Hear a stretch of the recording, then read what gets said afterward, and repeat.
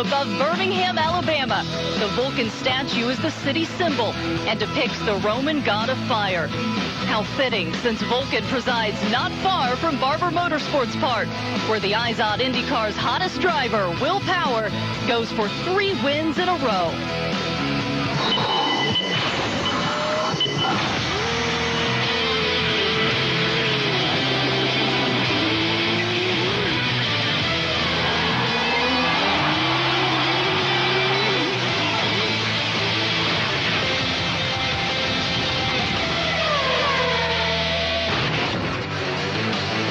Opened in 2003, Barber Motorsports Park is a masterful venue, Augusta-like in appearance, rolling green hills, trees in full bloom, all within a beautiful 15-turn road course.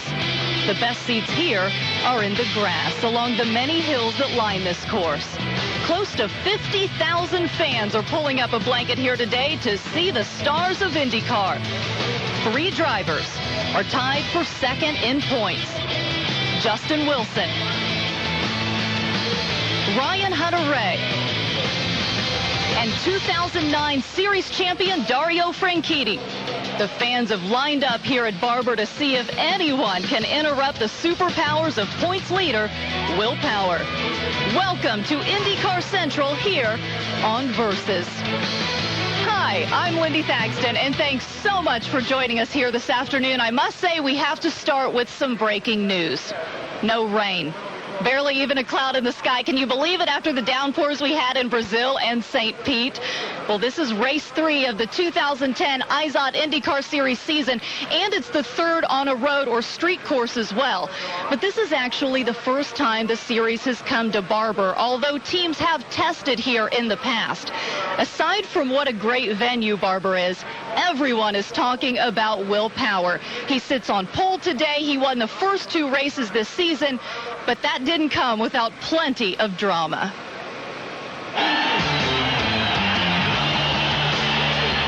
The IZOD IndyCar Series begins. Oh, in the air. Just carnage at turn number 1. Look at the weather. Briscoe's wide. Oh, he's in the tires. Briscoe missed the corner. Will Power will look to the inside of Hunter-Reay and try to get the lead, and he will. The Aussie is going to win the 2010 IZOD IndyCar Series season opener.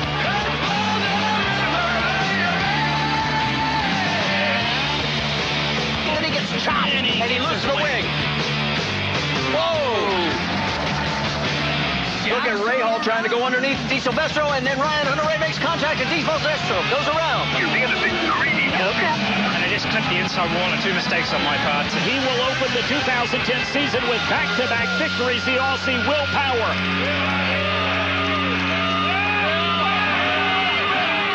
It's his teammate who has joined me, Helio Castroneves, who's been saying ever since Brazil, I don't know what we're going to do. My partner's got the power.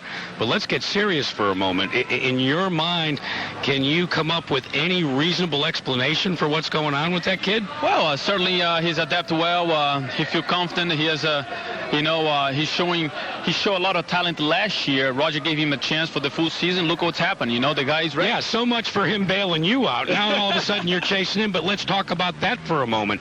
You're back in the saddle. You're chasing a championship. You've got a 500 to defend.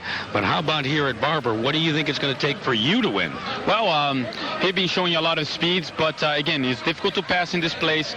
Very hard, but his strategy, he might play not only for the guys in the front, but play for the guys in the back as well. So it's going to be an interesting race. You guys cannot leave the room at the beginning of the race because it's going to be very, very interesting. So well, let's see what happens. We feel confident. We have a good car today. Yeah, Robbie, I tried to find out what his strategy was going to be, and he said, nope, you're just going to have to watch like everybody else. Let's go to Robbie Floyd. I'm ready to check out Helio Castroneves. I'm also waiting to see how Mont Conway does with the start, starting on the front row next to Will Power.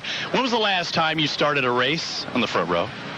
It was back in 2008, actually, at Monaco, and we won from there. So, hopefully we can do the same today. That's a good feeling, isn't it? Yeah, definitely. We got a great chance today. The roll cuts car is working really well, and all the guys at Joran Reinbold will be doing a great job all weekend, and we just need to capitalize on what we have.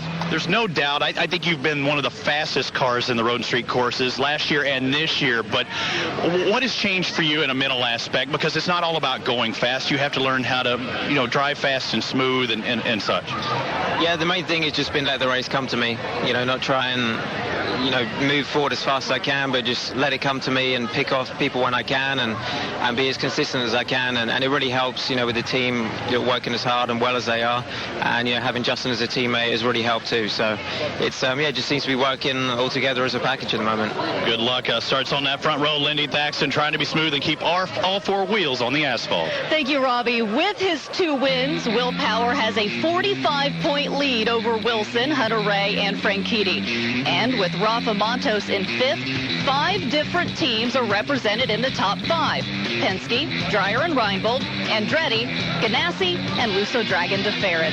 Still a long way to go, we know, but here's a look at some of the open-wheel drivers who've won the first 2 races of the season and gone on to win the points championship. You see A.J. Foyt there in 64, Rick Mears in 82, you see Paul Tracy in 03, but now look at how they did in the 3rd race.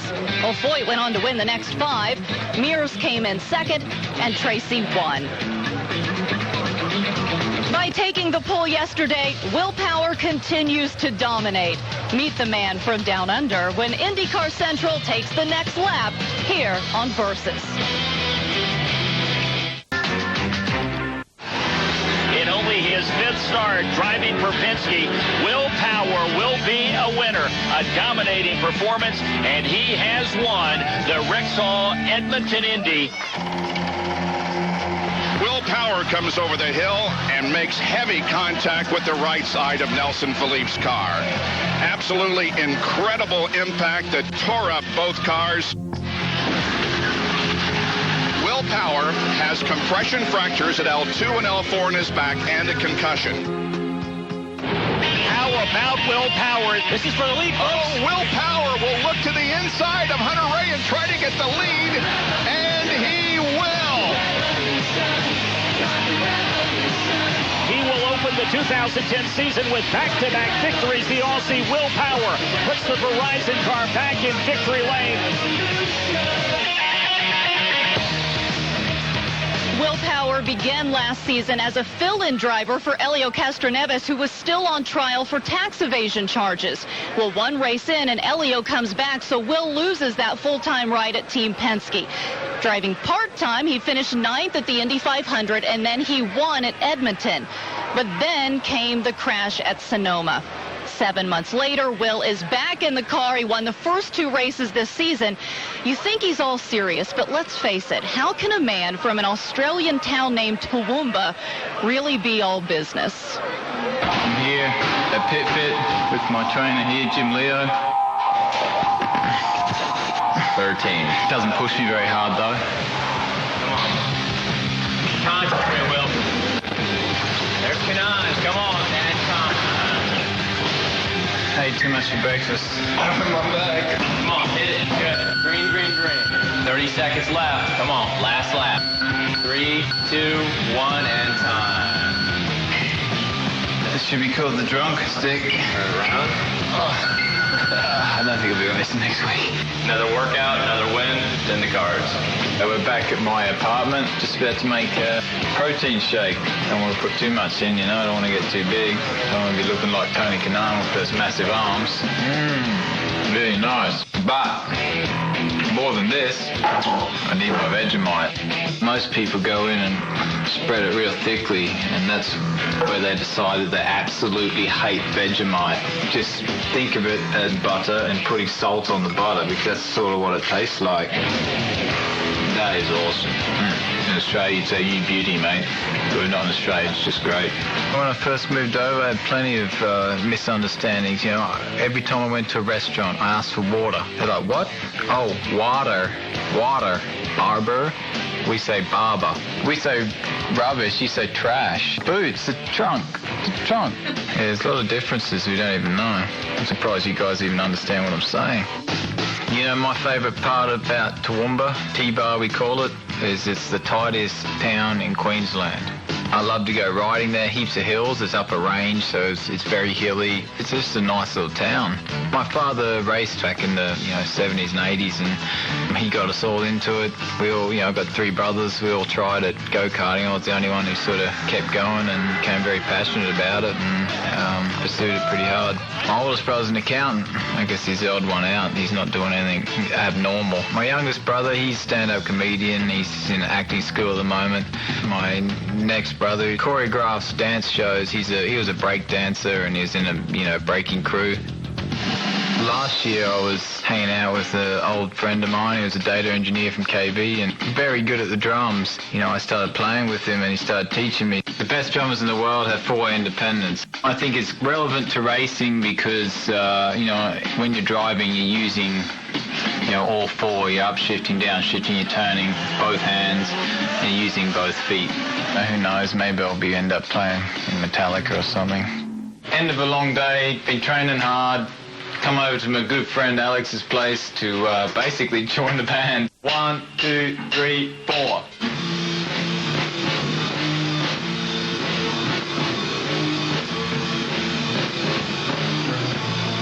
Well, if you can learn the drums like you've done this season, you might be in Metallica by the end of this season. Yeah, that's right. I doubt it, though. Yeah, you're not too bad there. How do you explain how well you've done so far this season?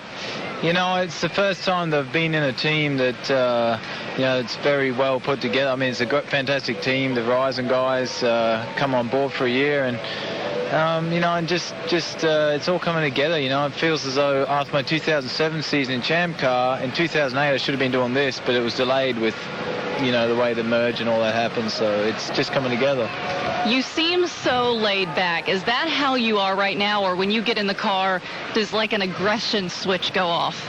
I think I'm more tense out of the car. Like when I'm in the car, I'm very much in the zone and just relaxed and doing my job. It's different every weekend. I think this weekend I was definitely more relaxed. Can't judge a book by its cover. You're right. I was telling you. How important is it for you to be stockpiling up these points right now, because we're about to hit a stretch of ovals after Long Beach? Yeah, it is. It is important. It's in a championship. I didn't come out to win both races, but my approach of no mistakes, having a good car and all that, it just happened to be. So, I know how the season can go. It's only 2 races. We're in the 3rd race of 17. So you just got to keep being consistent because so much can happen. Will, thanks for your time and good luck today. Thank you. And pole to podium really seems to be the Formula 4, Will. In his 3, he had a 2nd at Long Beach and wins at Edmonton and St. Pete. Jack has Will's strategist, Clive Howell. Thanks, Lindy. And since 1979, this guy has been part of Team Penske, and now and again on an off basis, he has called the shots when Roger Penske hasn't been able to be around. But, Clive, not since Paul Tracy was part of the operation did you do it week in and week out. Right. How's the learning curve? Did you have to make some adjustments between then and now?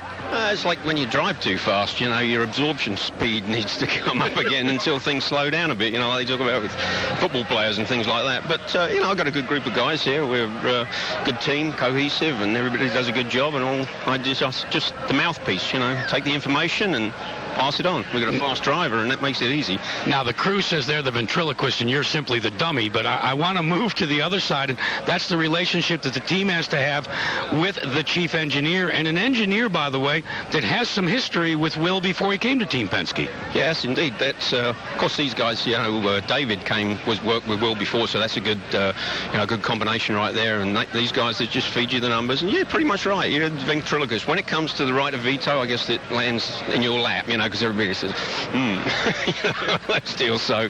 But no, we couldn't do it without if you don't have clean pit stops. A fast driver makes it really easy for you. But today is different from Brazil and St. Petersburg. It's not raining. and it's going to be very difficult to pass here today. So track position is going to be everything. You're going to be seeing all guys do all kinds of different things here today. Pitting early, pitting in when you don't think they're going to. Track position, they might get out in front of the leader. You know, we might get caught up in. So it's going to be a play it as you go. You know, we can't fix a strategy now and say go. Although at the start of the race, hopefully we're leading the race, and then you're kind of in the catbird seat. But after that, you know, guys start getting off base and doing different things. We just got to, you know, play it as we see it as we go along. So, you know. And Lindy, the good thing is that's what I'm going to be covering all day down in Pit Central, all that strategy. And it is extra fluid here at Barber because we don't have any track history. Yeah, you're right, Jack. We're looking forward to that. And by the way, the Indy Lights cars took to this track earlier today. J.K. Vernay, he started on pole, was passed by Charlie Kimball. Well, it was determined that Kimball had jumped the start and had to hand that position back. From there on, J.K. Vernay really dominated the day. Dan Clark, by the way, moved up from 11th to 7th in his Lights debut. Nick DeLuke blocks Philip Major. Vernay wins. He is the points leader at this point, by the way.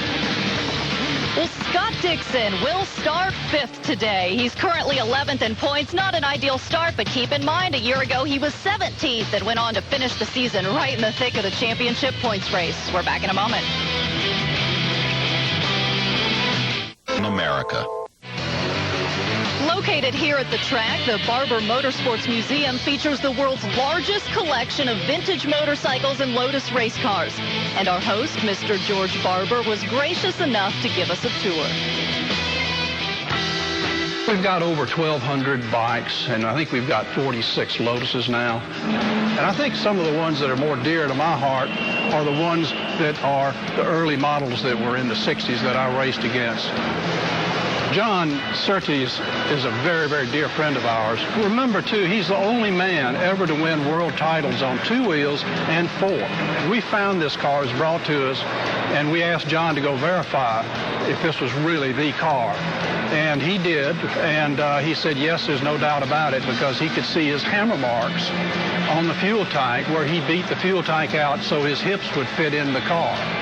So we're very proud to have it, and this is probably our crown jewel. Having IndyCar here is just absolutely fabulous. It'll bring people to this state and this city, and that's the objective of the museum, is to bring people here that normally would never come. It's put us on the map. People know about Barbers now that really didn't think too much about it in the past, and it's done a lot for us, and we hope we can do a lot for Indy as well. Lotus race cars will be prominently featured here at Barber in a little over a month when a brand new racing series makes its debut. And joining me now to talk about the Legends of Motorsports series is Bobby Rahal, and you're the series co-founder, so you say you really have no choice but to drive in it.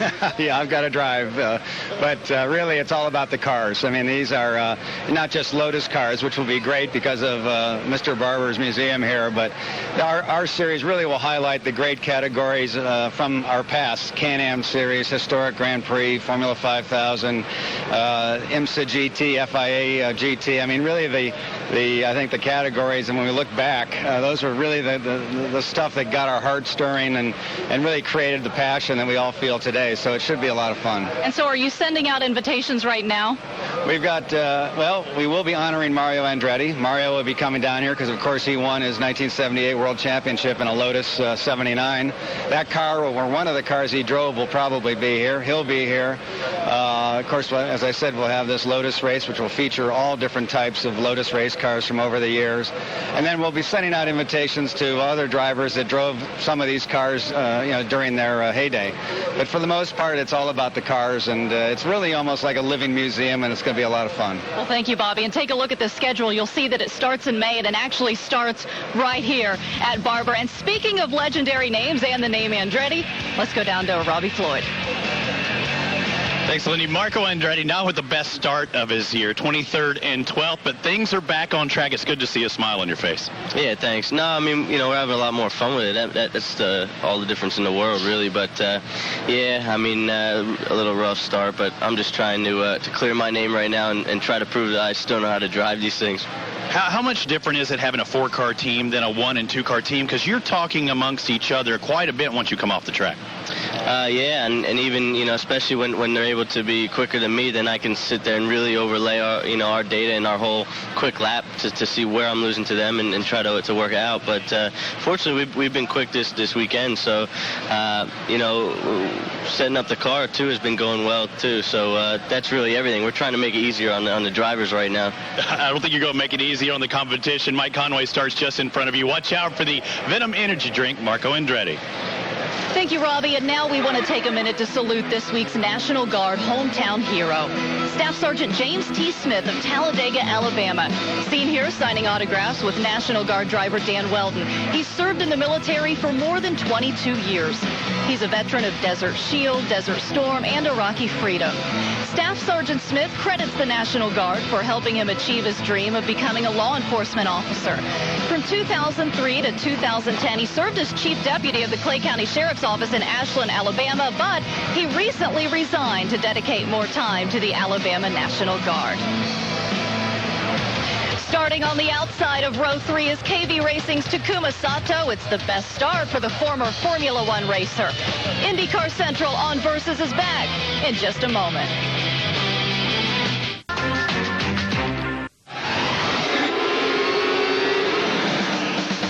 I'm Justin Wilson, and this is me, uncut. I'm very bad at everything, especially running. I'm good at nothing else other than racing. A common misperception of me is that I'm tall. The most surprising thing that's ever happened to me was fitting in an open-wheel car. You know me as a driver, but in real life, I guess I'm a parent.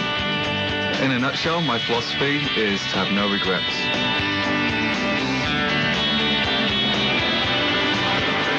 Justin Wilson has won a road or street course race in each of the last 2 seasons, driving for different teams, Newman Haas Lanigan in 2008 and Dale Coyne Racing in 2009. This season, Justin has had a strong presence for Dreyer and Reinbold, finishing runner-up to Will Power a week ago. Today, Wilson starts 11. And like many road courses, passing at Barber is going to be a challenge. Let's go to our race strategist, Jack Arute, on how best to move up through the field. If this Barber track is so challenging in terms of passing on the track, well then, how do you pass when you can't pass? There are a couple of opportunities. First and foremost, what you've got to do when you're out there is make sure that you don't get bogged down. And what I'm talking about there is you don't want to be running a pace and come up on a bunch of cars that are running slower. So how can you resolve that? Well, your crew has got this little map here. I like to call it the track Pac-Man map. Your crew will be able to see who's directly in front of you, who's on the horizon in front of you, sometimes before you can see them. And then they'll have to make a determination. Do you back out of it, try to save some fuel, or do you go to the other technique? And that's to pit out of sequence. Now you come down on pit road, you're not racing the slower traffic, you're out of sequence in terms of your fuel economy, but it opens up the window as far as what you want to do. But the most important thing to think about is once you commit that way, what you've got to do is begin to put yourself in a position where you can short shift if you need to make better fuel mileage. You need to be able to consider maybe taking care of your tires, not driving as hard down into the corner.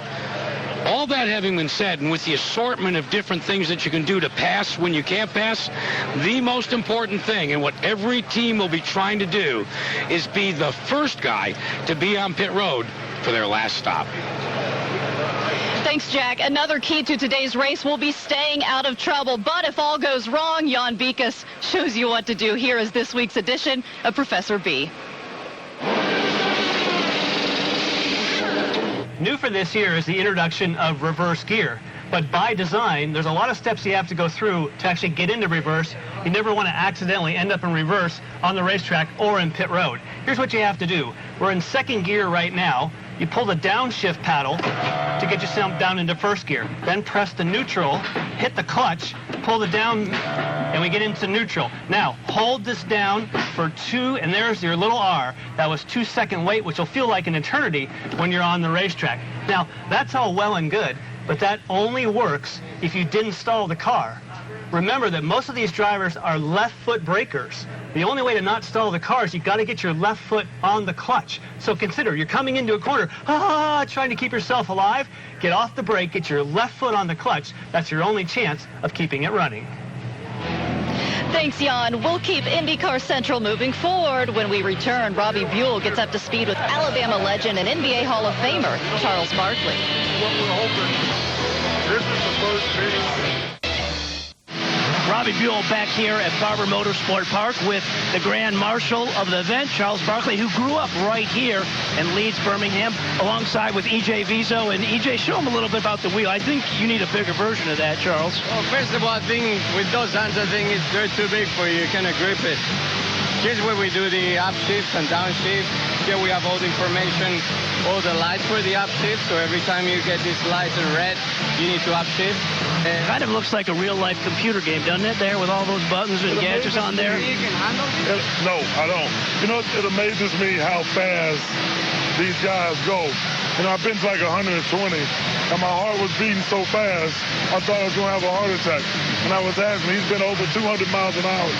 That takes some guts. That takes some guts. So what do you think? Just looking at inside his cockpit here, do you think you could get in there one day? Would you want to entertain that? No, I wouldn't.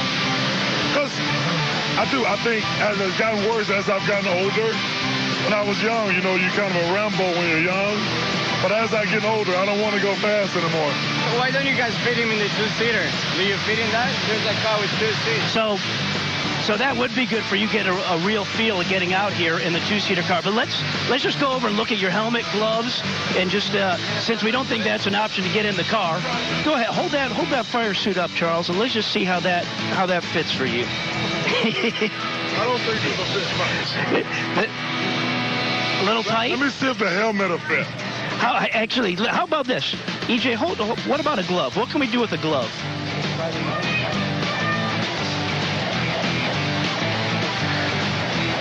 Well, it's been great, Charles. It's great to have you here in your hometown, back here for the race. Alabama. And good luck being the Grand Marshal today and waving that flag. Thank you very much. Thanks for taking the time. Robbie with an interview taped just a few minutes ago. Drivers have been ordered to their cars, and the pace quickens as we get set for the start of today's race. Hi, everyone. I'm Bob Jenkins, along with Jan Beekes and Robbie Buell, or Shorty, as we'll call him when he's standing next to Sir Charles. This is a brand new venue. We don't know how things are going to go, but Robbie says we need to keep in mind a guy that he brought us to know last year, Momentum, right? Always going back into that. But momentum is a key here. But you also have very long sweeping corners where the guys are going to be pulling 5Gs, so that's very physical.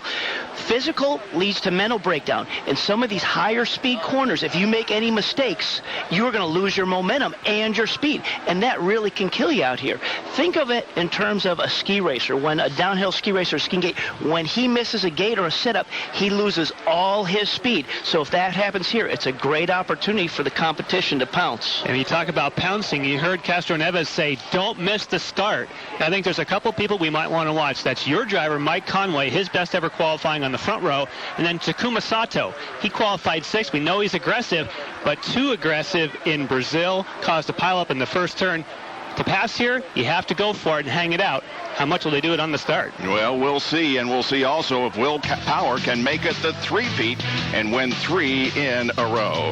The command to start engines just a little bit away, and the team crew members are getting their game faces on for today's Indy Grand Prix of Alabama on Versus Central.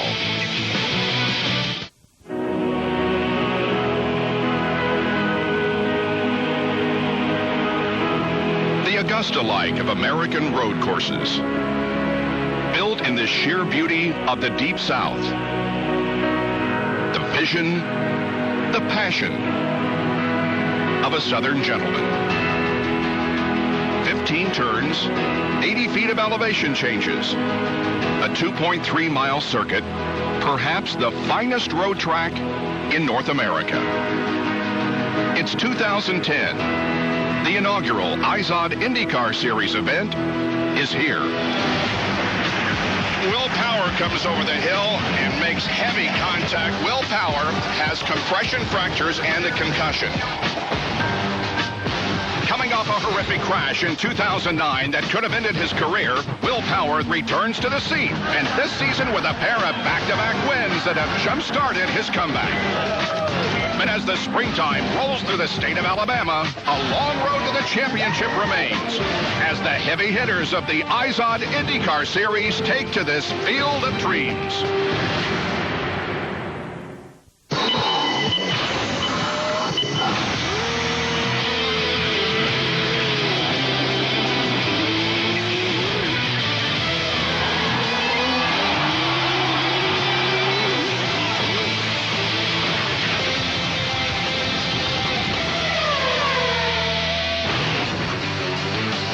For the first time ever in the state of Alabama, the IZOD IndyCar Series is about to compete on the spectacular and well-manicured Barber Motorsports Park in the Indy Grand Prix of Alabama.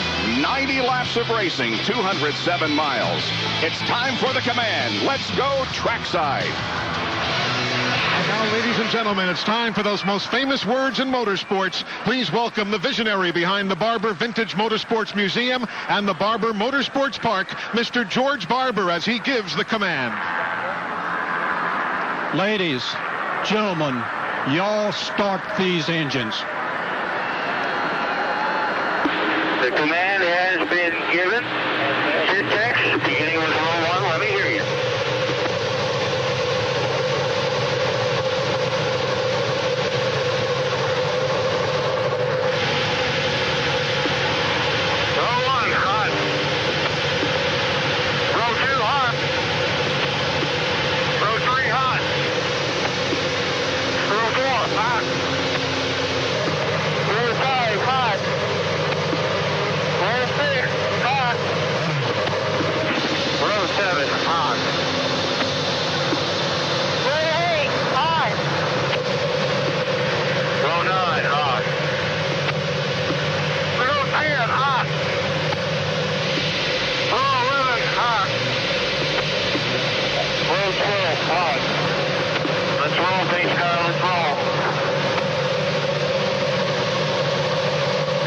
Just a spectacular facility on a spectacular day, and Jan has a look at the track itself. And from this overhead view, you can see how beautiful it is. It's a busy racetrack. You mentioned, Bob, 2.3 miles and 80 feet of elevation changes. You work your way up through 1, 2, 3, these complexes. But look at turn 5. That's highlighted because that is the place, if there's going to be passing today, that's where you're aggressive. You're going to get it in there and try and get it done. Some really fast chicanes, 9 and 10. You're flying 165 into 11, up over the top of the hill.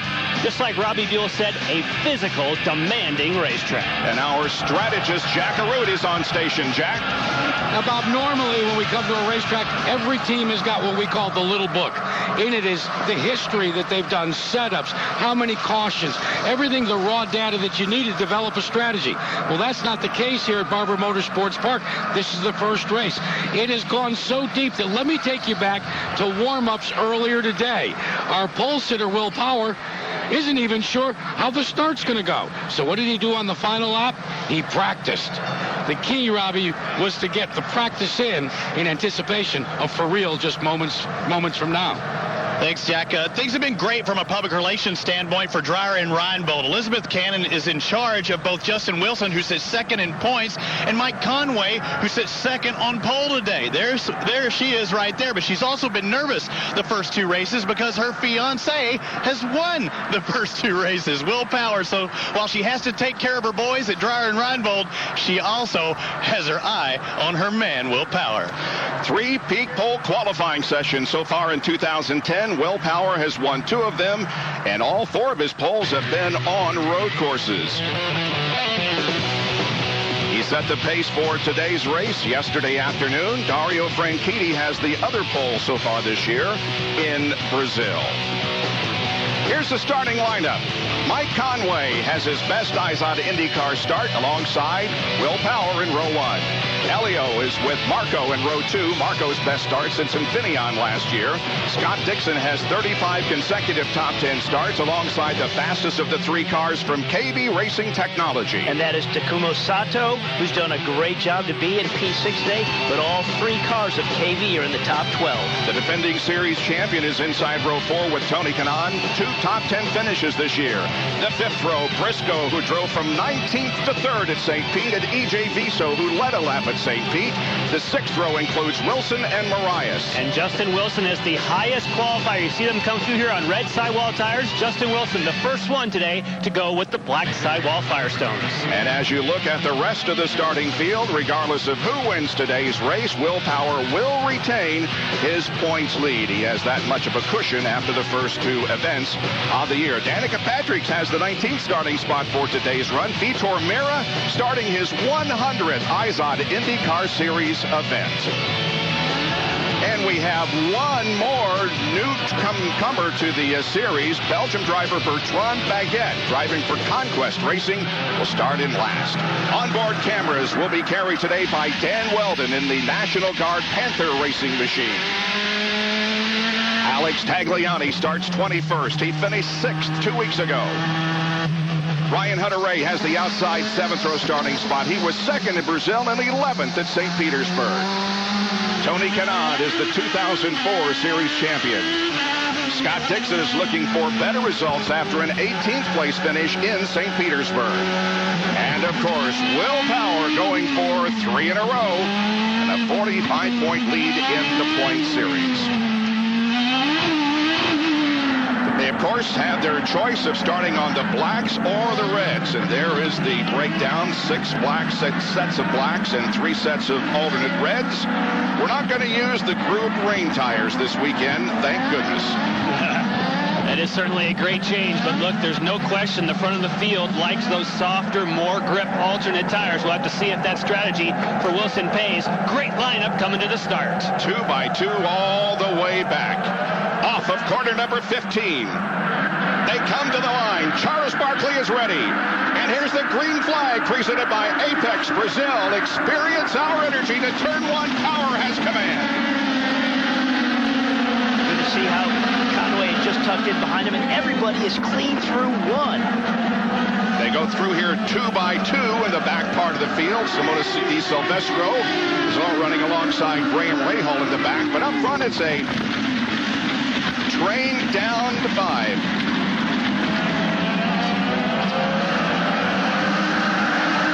Scott Dixon jumped the start. He's going to have to drop back a couple of positions. See some dust kicked up. So we'll watch. Dixon's running in the 3rd spot right now, so when he gets on a straightaway, he's going to have to slow up and give those 2 spots. If not, they're going to bring him down pit road, so he needs to correct that himself. And that's not a judgment call. The rules say that you must cross in your position at the start of a race, unlike a restart. So they just look at that telemetry. That's not a judgment call. Hey, you were out of position, go back 2 spots. Power through turns 11 and 12 with the rest of the field behind him. There's Di Silvestro and Graham Rahal. Is only about a car length behind here as they come onto the front stretch for the first time. And Will Power will lead lap 1 with Conway running in 2nd position. And there is Dixon. Yep, there's right Dixon. There. He let the 1 car round. That was a very good spot to do it. He didn't really lose any ground. He just nicely pulled over, got out of throttle. Now he needs to do that same thing for Marco, and then he's good to go. Back to racing. Elio Castroneves 3rd. The mental aspect of the driver, though, just going through that Dixon fight, going, no, I know it was a clean start. What are you talking about? But obviously it's communicated. He's all good to go right now. And you want to get that job done early. You don't want to wait to let the people by. You want to get right back after it again and say, okay, my bad. Now I'm getting after it. See if I can take those positions back again. Dixon's teammate, Dario Franchitti, carrying blue colors again this week, was Suave on the side pods this time. Right behind Dario Franchitti is the Lotus-sponsored car of Takuma Sato. Beautiful green and yellow colors of Lotus. This is the first racetrack that he got behind the wheel of an Indy car, and he did it on a very, very cold test day. And one of the first things he did was spun off, not having tire warmers like they do in Formula One, and it was a quick education for Takuma Sato. But what was really impressive, Jan, inside of the first 15 laps he ever had in this car here, he was well up in the top 10 on the grid. So he adjusted and adapted pretty quickly to what an Indy car can do in the power there. Sato running in 7th position. There's Franchitti in 6th.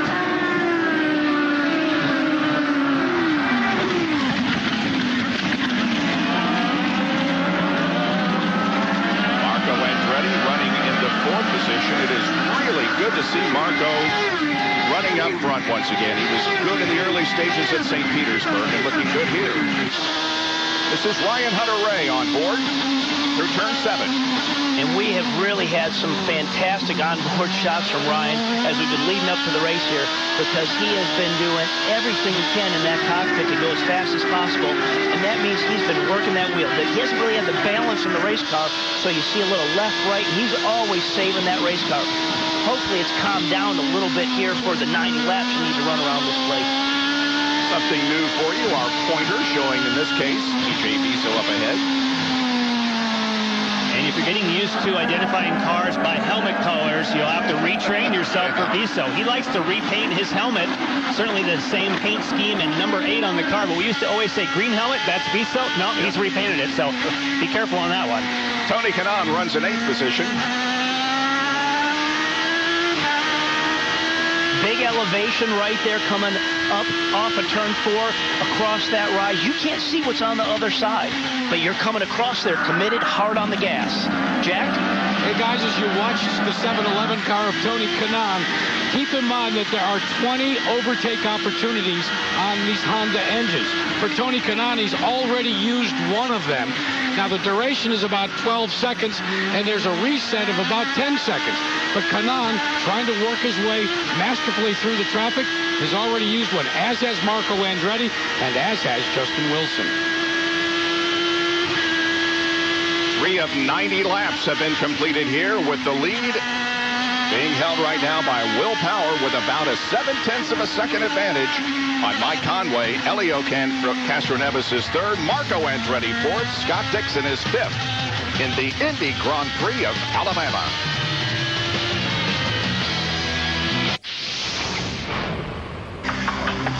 Imagine a future where ingenuity meets performance. Born in industry and perfected on the track.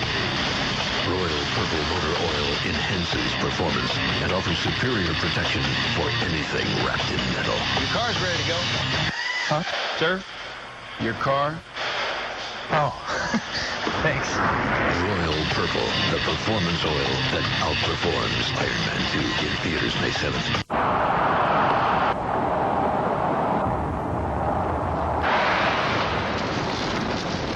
Hey, we landed.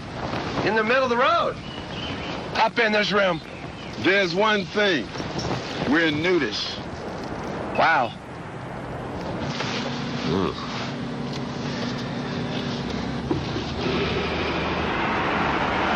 Rear view camera.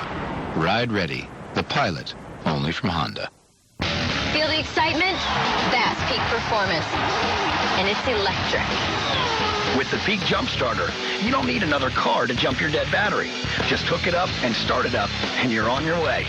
And the Peak Jump Starter has a low charge alert system. An alarm sounds when your jump starter needs recharging. Get a Peak Jump Starter, so you'll always have the protection of power when you need it. Inside, outside, all around your car. When you peak, you win.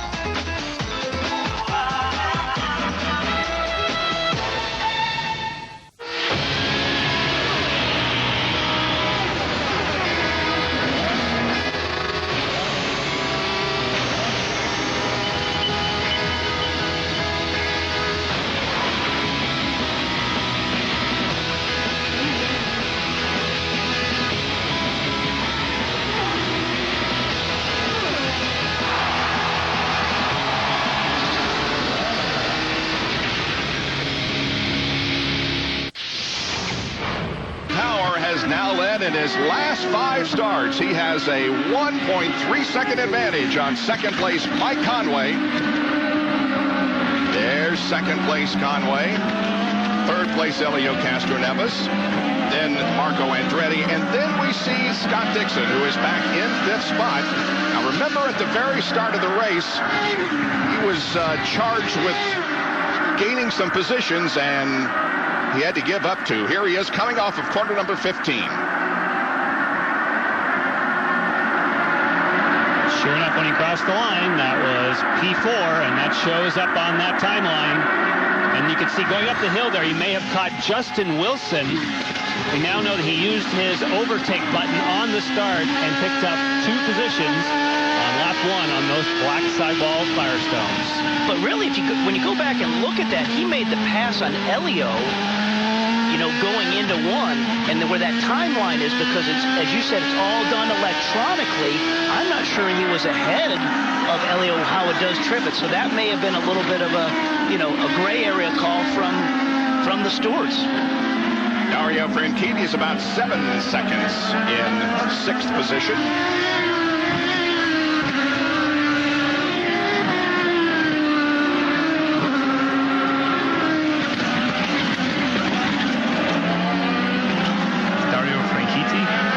Scotland, team target. Colin McRae said it best. You're here for a good time, not for a long time. He says he has it on the back of his helmet as well, Colin McRae. Yep. That's good words to live by. Perfect saying for the back of a helmet. That turn 7 that he just went through is a real tight right-hander, and you are going downhill. It seems to me like it's very much like the corkscrew at Laguna Seca. Maybe not that dramatic, but it's a similar type of corner. Yeah, and they're slowing down to that right-hander there. It's probably about 60 miles an hour, but when they come off that corner, they are full on the power all the way through 9, 10 until they get to a turn 11. So it really is a crucial corner how they come off. Will Power leads. There he is. Mike Conway's hanging right in there. He's a little more than a second behind, but keeping him inside at least. I think now, we're 8 laps into this. Now we want to kind of start seeing, we've talked about the Firestone tires and the reds, but the key thing is here, when do these red tires start going off, losing grip? And we'll get more back to that in a second. This would not be a problem. The window has opened for you to take the opportunity. Robbie Floyd? Guys, he told me he was going to be a pit strategy kind of race. Didn't qualify all that well. He did not test here. He's still getting used to this track. Complaining of understeer. He's been working to find that balance. He's hoping this pit strategy will pay off. He comes out now, and either if you have a yellow flag late, boy, he's going to be hauling boots. Hey, if he comes out quick, he's going to be thinking about saving as much fuel as he can. And that's what he would want if he makes an early pit stop. You say, if by chance there's a full course caution, I have pitted and no one else has, they all peel onto pit road, and you get a free pass to the front. Those are the kind of risks that you take when you're near the back. And again, the pit window opened at lap 6, so he will not have to do an extra stop. We expect 3 stops today. That would just be one of the 3 that came early. And he's got nobody in front of him right now, so as Robbie said, he's going to be hauling. Elio Castroneves continues to run in 3rd place, about 5 seconds behind the leader. Elio has a 9th and a 4th in terms of finishing positions this year. I had a great conversation with him this morning, and I asked him about the setups between Will Power himself and his teammate Ryan Briscoe. He said, we have access to all that data. But he said to me, you know what? Will is doing things different in the car. It's not just that he uses his left foot on the brake versus Elio uses right. It's the fact that he drives differently. Weldon also taking advantage of an early stop. Yeah, a couple of cars in. Dan Weldon, the National Guard car in. And there's the Roman Cini car, number 34. He's getting a big wing adjustment for Conquest Racing, and he's back out. Pit stops coming on lap 10. And we're probably going to see a couple more stops all the way up through lap 12. And like what they're trying to do is they're trying to cycle through, get off sequence, and have clear track running. Because you want to run as fast as you can around this racetrack. You don't want to get hung up with anybody in front of you. That's how you're going to gain advantage when you come in and out of pit road. Now looking at Will Power, just to put a period on the Castroneves story, was that he said, Jan, I've actually tried some different styles of driving here after putting the data on top. Will Power's got something to that. Robbie? Down to Robbie Floyd, who's waiting for the Tony Kanaan stop. TK pulls in. He's going to take off those reds. pads and go back to the primary tires. He's been working on setup all week, doing something different than Marco Andretti. Now he's on Marco's setup. He thinks he's fast, and that was a quick pit stop. And anytime that you're not having to take a full load of fuel, it puts a lot of pressure on the tire changers. Typically, the tire changers can take 7-8 seconds. That's how long it takes to fill up with fuel. Not when you pit here early on at lap 12. Well, you won't miss a thing because we have IndyCar nonstop. We have completed 10 of 90 laps, and once again, Will Power has a 1.1-second advantage on Conway with Castroneves, Andretti, and Dixon 1 through 5. The Indy Grand Prix of Alabama on Versus is brought to you by Peak Performance Products. When you peak, you win. And by Apex Brazil. To learn more about our Brazilian goods and services, log on to experienceourenergy.com.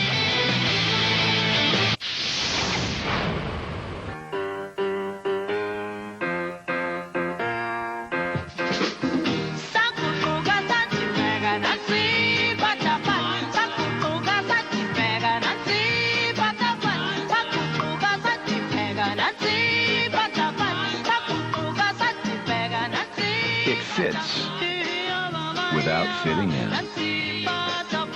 Introducing the Accord Cross Tour from Honda. Select iThought IndyCar driver. Driver selected Marco Andretti. Select race transport. Mission finish first.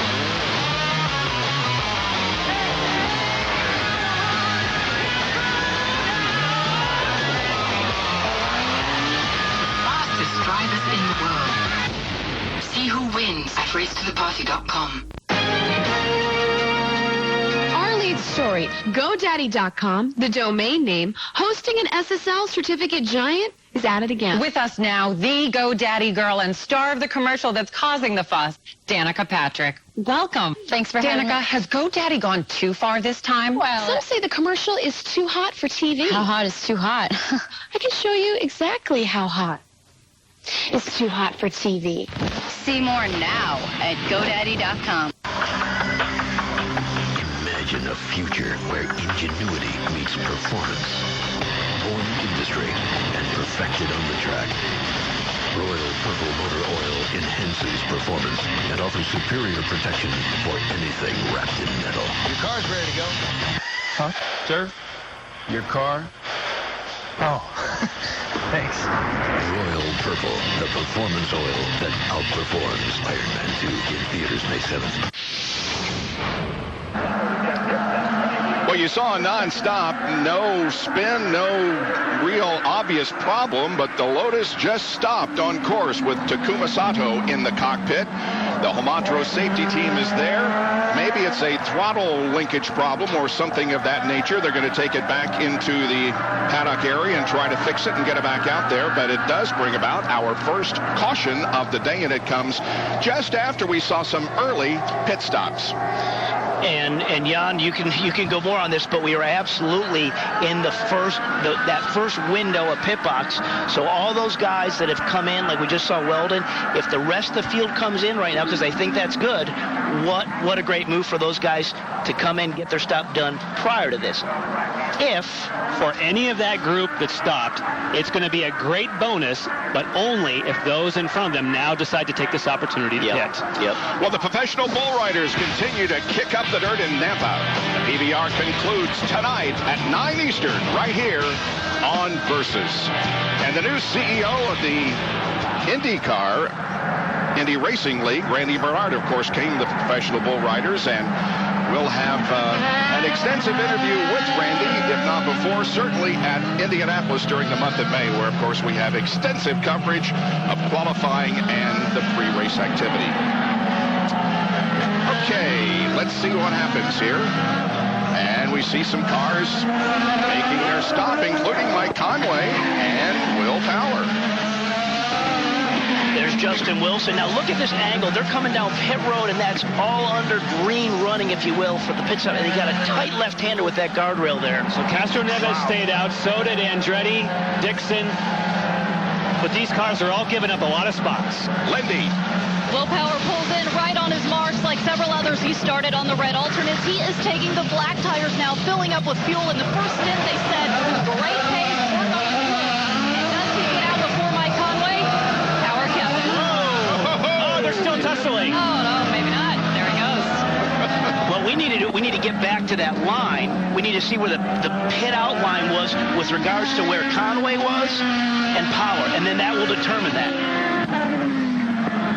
It will not be, of course, for the lead, but it will be for position. Again, that is not a driver thing. That is going to be an electronic decision. Yep. Certainly, you can't fault Mike Conway for going for it, but okay, who got to the line first? There it is. And I hate Will. to tell you, Mike, darn it. But he raced him out hard. Yeah, just in case. Ooh, look at that. You see the pull out there? Yeah. Slight delay. That is the advantage of being at pit out, being the championship point leader. He wasn't quite up to speed, but he got rolling and get across that line. Sato's car being taken behind the wall for repairs. Hopefully he can get back out there. So that's not a good thing. It wasn't just like a little electrical gremlin that they found something that they fixed. There's something a little bit more there anytime you pull it back behind the wall. Conway's still ahead of Will. Hasn't apparently been told yet to go back. Now here is something very interesting. Will Power now has not a clear view. There he's going to make the position right, but look ahead. There's a lot of race cars ahead of Will Power because they made a decision to pit. Castro Neves, his teammate, along with Marco Andretti, here is Scott Dixon. They've got clear sailing. And I did not. And I think the next thing we need to watch here, guys, and I started talking about is tire management. We've talked about sometimes how you can really build up these tires, and I think, Jack, you got more on that right now? Well, actually, we're going to talk a little bit about how important it is to save the tires in a moment. First, I want to take you back to that pit stop between Will Power and the run off of pit road. When you take a look at the pit stop, you notice he's got the #1 stall. It's 40 feet in length, but it's very, very narrow. Now, here comes Conway. Conway is in the high-speed lane. He's at 50 miles an hour. So how did Will Power get by him? It was real simple. He didn't have to launch and get out into the high-speed lane. See, he stayed on the inside, and that gave him the advantage, although his speed at the line was slower than the 24 car. Will Power drops back to 14th position. Conway is now 15th. The leader of the race will be Helio Castroneves with Marco Andretti second. At the top of your screen, you see the rundown. But Dixon, Franchitti, and now Simona Di Silvestro shows up in the top 5. Well, so what I was starting to say prior to that is Helio has been out now on the red tires. You know, he's done about 12 hot laps on them. Is there going to be any fall off of those tires? And that, again, remember, that's part of the design that is here with Firestone. These red sidewalls are a softer compound. It's faster, but they don't have the durability. So with not having that durability, they kind of fall off a little bit sooner in terms of their life. Are we going to see that? Well, Robbie, I talked to Tim Cindric about that before the start of the race, and they both felt, he and Helio, that it's worth the gamble at this point. Track position versus the fall off. They said until we get to the first third of the race completed, it's worth staying out in the reds if you can gain some spots. About to go back to green. Indeed we are. They come down into turn number 15. Onto the straightaway, and the Apex Brazil green flag comes out once again for our first restart of the day. Down into turn number 1 they go. Quite an elevation change there from the start-finish line down to turn 1, and then they come uphill just a bit. And look at Marco putting the pressure on Helio. And we saw how aggressive Marco was at the beginning of St. Pete. He's going to set him up. It's a great passing zone. Oh, he's going to do it. Marco takes the lead, or does he? He runs Helio off. But Helio did give him a little bit coming in, but Marco didn't give him too much coming back out, did he? And fellas, how did Marco Andretti make that pass? How about this? Was he coming up on Helio? He hit the overtake button. Helio Castroneves saw it in his mirror. Helio hit the overtake button. He waited for it to reset. Marco Andretti hit the overtake button for a second time, completed the pass. And remember what that overtake gives us. It only gives you about 9 horsepower, give or take a little bit, and that really isn't that much, but it shows you how competitive and how tight it is, and you're fighting for every, not 10th, not every 100th, you're fighting for thousandths. Which is the reason why it's been labeled overtake assist. In other words, Marco already had the move started. Sure. He used that to complete it. It's not going to get the job done for you, it's going to help you finish it. And it worked. It did. Indeed. Down to Robbie Floyd. Mike wins for Scott Dixon. Your thoughts are to stay out. I guess the Reds aren't falling off like some people thought they may. Well, they were better. Maybe it's just because it's just the first run on the tires, but the tires are holding up okay at the moment. And you know what? We weren't even into the window yet.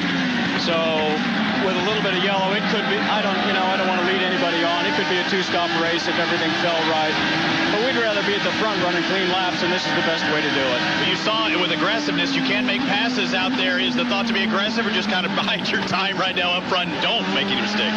Well, you don't win the race at the beginning. You win the race at the end. We'd rather be aggressive with toward the 90th lap than the 10th lap. And checker flag comes with that last lap, guys. Mike Hall still smiles right now, and both drivers for the Target Chip Ganassi crew up near the front. And Robbie, when he says they weren't in the window with kind of a little bit of a smirk, you're not in a two-stop window. You were definitely in a three-stop window. And you heard him mention, well, you know, with some yellow, if you had quite a bit of yellow, it's possible it could be a two-stop race, but that would be one heck of a stretch. That could be just the mental aspect of the game we love. That's posturing. I'm just going to say that. But we all know it's a stretch. But Dixon is as good as anybody at saving fuel and being smart. I mean, you know, he does what he has to do when he needs to do it, whether it's making fuel or not. He knows how to do it.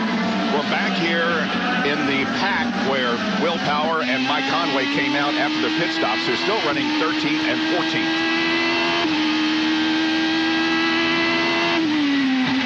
Bob, here's the conundrum that Will Power finds himself on, and we better watch this very closely. His crew has told him, look, if you can pass, go ahead and pass. But if it's too difficult, then what we want you to do is just ride and start saving fuel. As he's starting to come with Conway, I think both of them were able to pass, so I think the fuel deal is out the window. All right. Mario Romancini leading that little pack there with Ryan Briscoe right behind him. So, Jack, this is Robbie. You're there to save fuel or to pass? What he said? No, basically what he said is he wanted Will to test it out. If you can get by traffic, then go ahead. But remember what I talked about? You don't want to get bottled up. Yeah. If it's too hard to pass, then let's drop back. Let's just save fuel, and we'll wait to fight a little bit later in the race. They found that they were able, at least thus far, to get through some of that traffic, so they're not worried about the fuel. Yeah, gotcha. Thank you.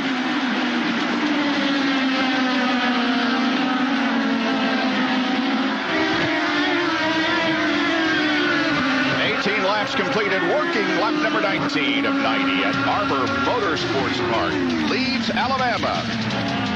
Marco Andretti leads.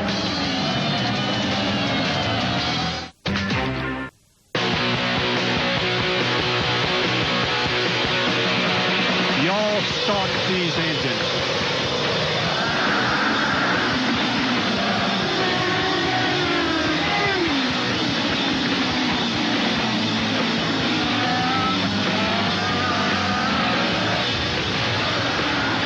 Nothing but Southern hospitality expressed to all of us as we arrived at Barber Motorsports Park.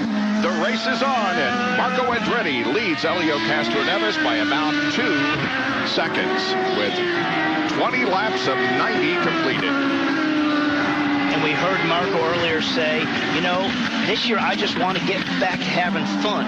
And when you're having fun at what you love to do, doesn't it make it all work? Yeah, he said he was trying to clear his name. I thought that was a very interesting way of putting it. I mean, he realizes that he needs better finishes. He needs better results. And he may be having his comeback of the year. And part of that, it is what he told me earlier. It's getting back to the basics, not looking for that silver bullet. Let's focus on what we know we can do and do it well, not get too creative. He can drive a race car. He's got a great engineer in Tino Belli. Obviously, they're connecting in communication and getting it done. Now, the top 9 have not made pit stops. We had some before the yellow, and we had some during the yellow for Takuma Sato. Tony Kanaan is running in 10th position, and he is the first driver who has made a pit stop. Simona Di Silvestro continues to look good. She hangs in there in 5th, and Danica Patrick is running in 9th position. And one of the local celebrities is with Lindy Thaxton. Guess who's here? Taylor Hicks, winner of the 5th season of American Idol. You've never been to an IndyCar race. Tell me what you think of this in your backyard. This is my first IndyCar race, and being from Alabama, we have racing in our blood, but we've never experienced an IndyCar race like this before here in Alabama. And it's a beautiful Alabama day, and we're glad that Indy's come here to Alabama. You must also have singing in the blood here, because Bo Bice and Ruben Studdard, both from near here as well. Yeah, there's some singing and there's some racing in the blood, definitely. Being from this state and having racing such a big part, to have an IndyCar event, it's rocking. Taylor, thanks for your time. Thank you. Appreciate it. And of course, guys, we have our own reality star here in Helio Castroneves. Of course, yeah, winner of Dancing with the Stars. But the guy who is winning the battle at the moment is Marco Andretti. This is his 24th start in the series on a street or road course, and he has now led in 10 of these races. And of course, his win came at Infineon in the natural road course. And there is Simona Di Silvestro. Had an opportunity to talk with her on Friday, and I don't think you'll find very many people who will disagree that she is, as they say in the business, the real thing. No question about that. We saw her visualize and blindfold go over what a lap was, and she hit it to a T. But what we've also heard from her crew guys from Lake Cannon, they are the first to give Simona credit, and that's why she's driving for them. She has a great ability to feel the car, but then to communicate that to the engineers. That's what's important. Whoa, look at this wheel-to-wheel. Lock in. Briscoe and Conway. They head for turn number 7. Conway will get the spot. Yeah, he had that inside line. Just had to hold him out right there. That was an aggressive move there. Fellas, let's update you on the cars that have not pitted. First with Marco Andretti. He should be coming in about 6 laps. Helio Castroneves' crew has said they'd like to go 7 more laps. You heard about Scott Dixon. What we've got to do is see who comes first in that group. And then you know what the teams are going to do that have already pitted? Now they know more or less the outside window, the fuel window that is, and they'll begin to count backwards from the last lap in this race. What a great view from the helicopter, huh, fellas? Yes, Jack, and when you talk about people coming in 6 or 7 laps, that would be because they would determine they don't want more laps on those Firestone alternates, because by the calculations, they won't need fuel yet. If you really want to stretch it, and I would predict that Scott Dixon, after hearing from Mike Hull, will be one who will go much longer than 6 or 7 laps from now. At least that's what he wanted us to believe, and everybody else. So, I mean, historically, yes. That's what they do. They do, and they do it great. Danica Patrick running in 9th spot, right behind her Tony Kanaan. He has pitted.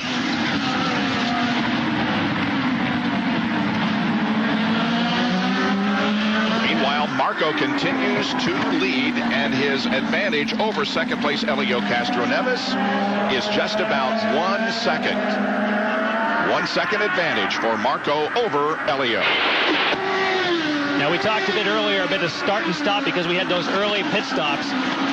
He did have the opportunity to overlay his driving data on top of Will Powers and determine it wasn't just car setup, that Will was physically doing things around this racetrack that he had never tried. And he said that I had to go out there and do things that didn't feel like it's what I should do. After all these years of driving, he said, you know what? Will was right. I had to drop my comfort zone and try stuff, and Will is just doing extra special stuff in his car. Helio Castroneves, São Paulo, Brazil, Team Penske. A common misperception of me, people think that I'm wild. I might play some games with the guy, special wheel power, join the full season.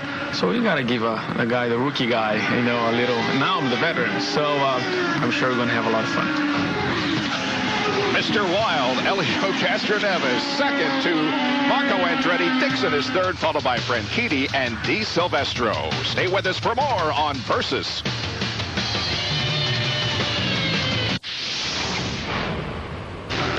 Summers of boat hauling, 63 miles of commuting daily. For any extreme from the road to the racetrack, nothing beats Mobil 1. The choice of over half of all NASCAR teams. So put some NASCAR in your car. Mobil 1. My boyfriend has one. My girlfriend, my older sister. She has 2 kids. My college roommate who lives up north. My mom. My mom. My neighbors. Our neighbors. My daughter. My daughter. We were in the same class in elementary school. My boyfriend. My parents. Our parents. My lovely wife. And my husband has one. Yeah, as well as a fellow I work with. My girlfriend, she moved out east. I'm a city girl. Everybody knows somebody who loves a Honda. Who do you know?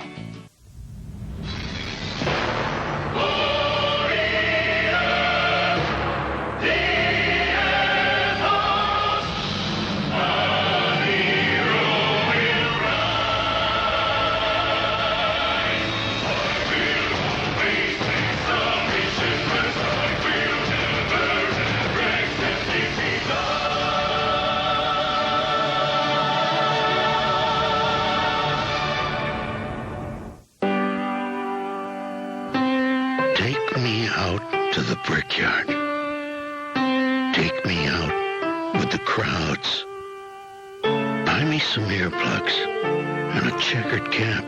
I don't care if we ever get back.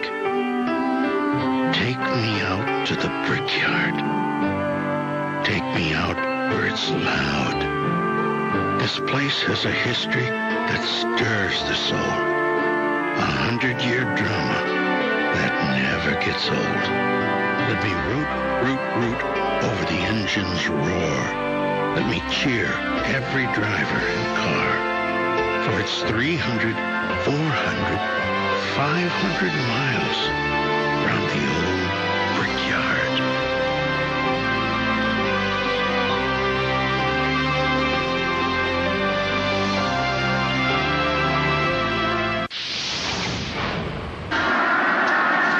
Beautiful look at Barber Motorsports Park. Marco Andretti is leading right now. It has been 54 races since his one and only win at Sonoma, California Infineon Raceway. It's been 33 since Danica Patrick won her race in Motegi. Graham Rahal with a 32-race dry spell. Dan Weldon 28 and Kanaan 27. He last won at Richmond in 2008. We expect Marco Andretti and maybe several others to be making pit stops very, very shortly.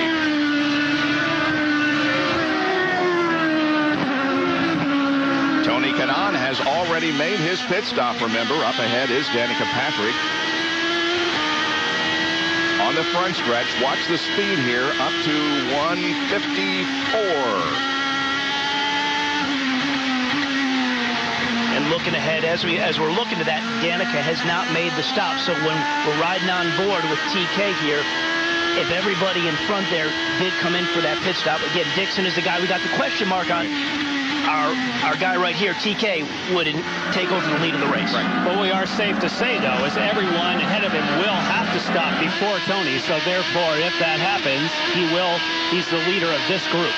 We saw...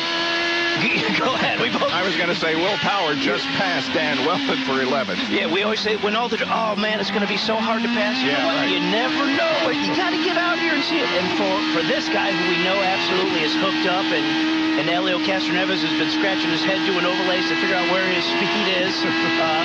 He's got it, and he's getting by, guys. And remember, Conway was right behind him. Yeah. Now he's got those two other cars between him and Conway. So it just shows you absolutely how quick Power is. Both Weldon and Tagliani between Power and Conway. And there's the classic pass. He picks up the position, and Robbie Floyd, pit activity. Danica Patrick coming in for her pit stop. Of course, she has the blacks, one of the only Andretti Green cars to come in on that. And they're throwing on another set of black tires right now, dropping it. Don't see any adjustments and back out with a full load of fuel. So black to black again for Andretti's racing Danica Patrick. And pulling out right in front of her, Vitor Meira in his 100th IZOD IndyCar Series event for A.J. Foyt on the podium in Brazil to start the 2010 season. Look at the countryside filled with those spectators. Great to see, and the leader, Marco Andretti, comes toward the pit. Robbie Floyd, he'll soon be headed toward you. And well, Kyle Bauer is telling him to keep going out there. They like, evidently, the fuel mileage, but also he was turning such fast last time. So he takes off those Firestone Firehawk reds, throws on a brand new set of blacks. He thought that, yeah, they were going away. They made a lot of miles out of them.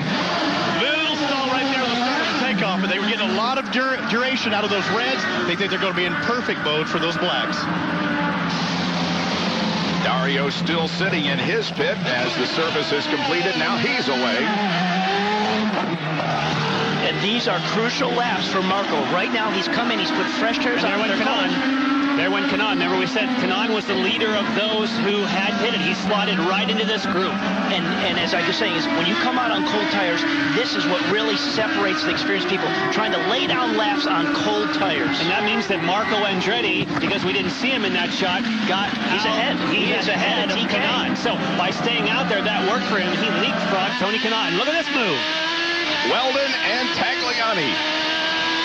It's going to be Tag's corners. They kind of come up here to this right-hander, hit the curb hard. Turn 7 and 8.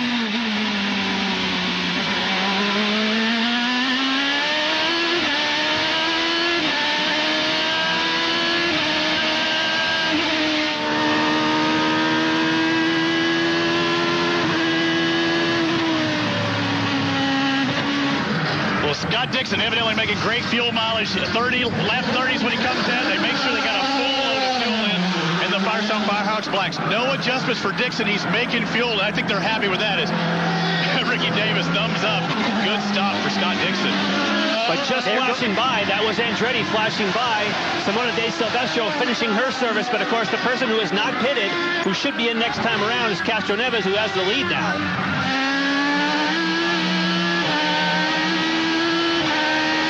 This on board with Scott Dixon, this is where he is absolutely brilliant, is what he can do on the outlap on cold tires, as well as that last couple laps before he comes in for service. If he's got clear running in front of him and he needs to get a little extra time out there, he can do it. Marco followed by Dixon. Then comes Kanan. And Elio will make his first stop. Lindy. Elio said before this race, the fuel window here just seems to be huge. I have no idea what other people are going to be trying. One thing he does know right now, he is happy with his race car. He is not asking for any changes. Elio started on the red alternate tires. They have taken those off. They are putting on the black primaries, filling up that fuel. There he goes. Watch for Dixon. Watch for Andretti. They just flashed by. There's Dixon. So he's going to get second place. Dixon, yep. But let's watch how Dixon hounds him as he comes off of 3 and goes across 4 here. He may take a look as they go into turn 5. His tires are up to temperature. Is he going to take a look? Dixon's on the overtake button. Not enough. That's a good bit of driving coming out on cold tires. You can see that wiggle off the back of Castro Neves. You leave the pits. It takes a little while to get the tires up to temperature. That was a nice job of defensive driving, keeping Dixon behind. And what it did is Dixon had that momentum, and Elio shut that momentum down right now. And really, that was his opportunity to get past. Now he's just going to have to try and fill his mirrors and get Elio into a mistake, and he's going to get by. Low momentum. That's the deal, man. So it's Andretti, Castro Neves, Dixon, Kanan, and Power, with everybody now having made at least one pit stop. Back with more from Barber Motorsports Park.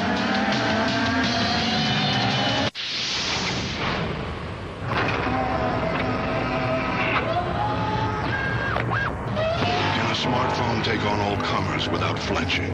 It can when it's operating a cargo bay full of apps. Apps that maximize the functions of your phone. Apps that you can run while running other apps. Multitasking and taking names. Only from the ever-expanding Android market. When there's no limit to what Droid gets, there's no limit to what Droid does.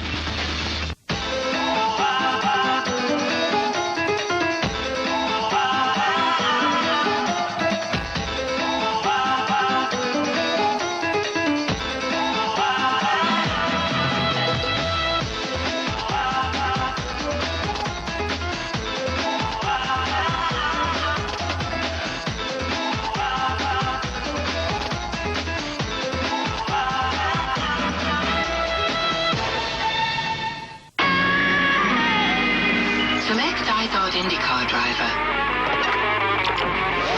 Driver selected Ryan Hunter-Reay. Select race transport. Mission finish first.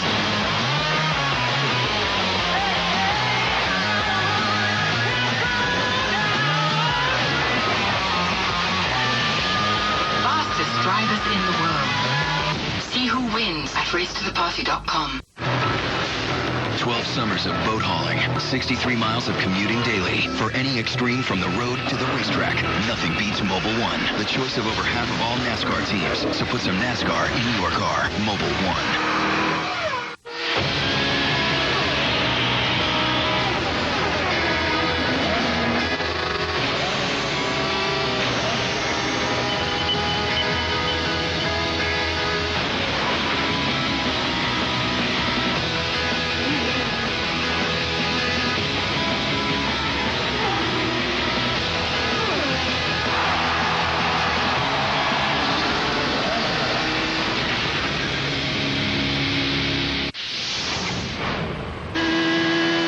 A sports show that talks with you and not at you. The Daily Line. Our host will cover the day's hottest topics and invite you to join the conversation live by calling in, texting, emailing, or tweeting.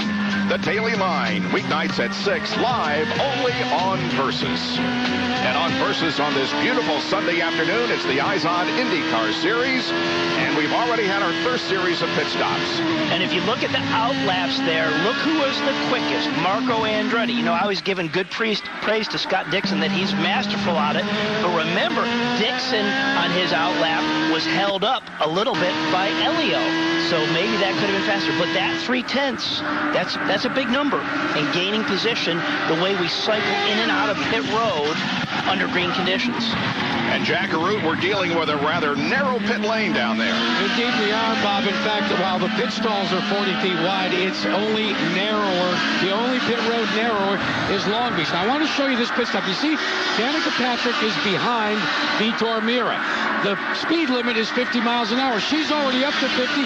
Meira is at only 35 miles an hour, but because he came out directly in front of her, that's a blocking maneuver, kind of like a pick that Butler might have thrown Monday night as they lost the national championship. Those are all the little tricks of the trade that these drivers use to gain a little bit of an advantage. Thank you for mentioning them, Jack, because all of us in Indianapolis, and I think a lot of people around the world, fell in love with the Butler Bulldogs, didn't they? There is Rafa Matos in the number 2 car. He's back in 20th position. And there's Vitor Meira right behind him.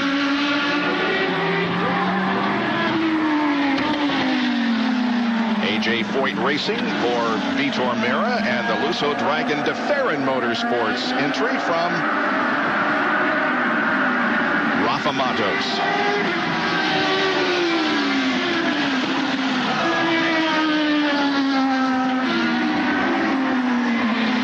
Let's go to Robbie Floyd. Marco Andretti qualifies for it, making the most of his day. Kyle Moyer, it looks like you're making good fuel, but also he is extremely fast. What's the strategy now?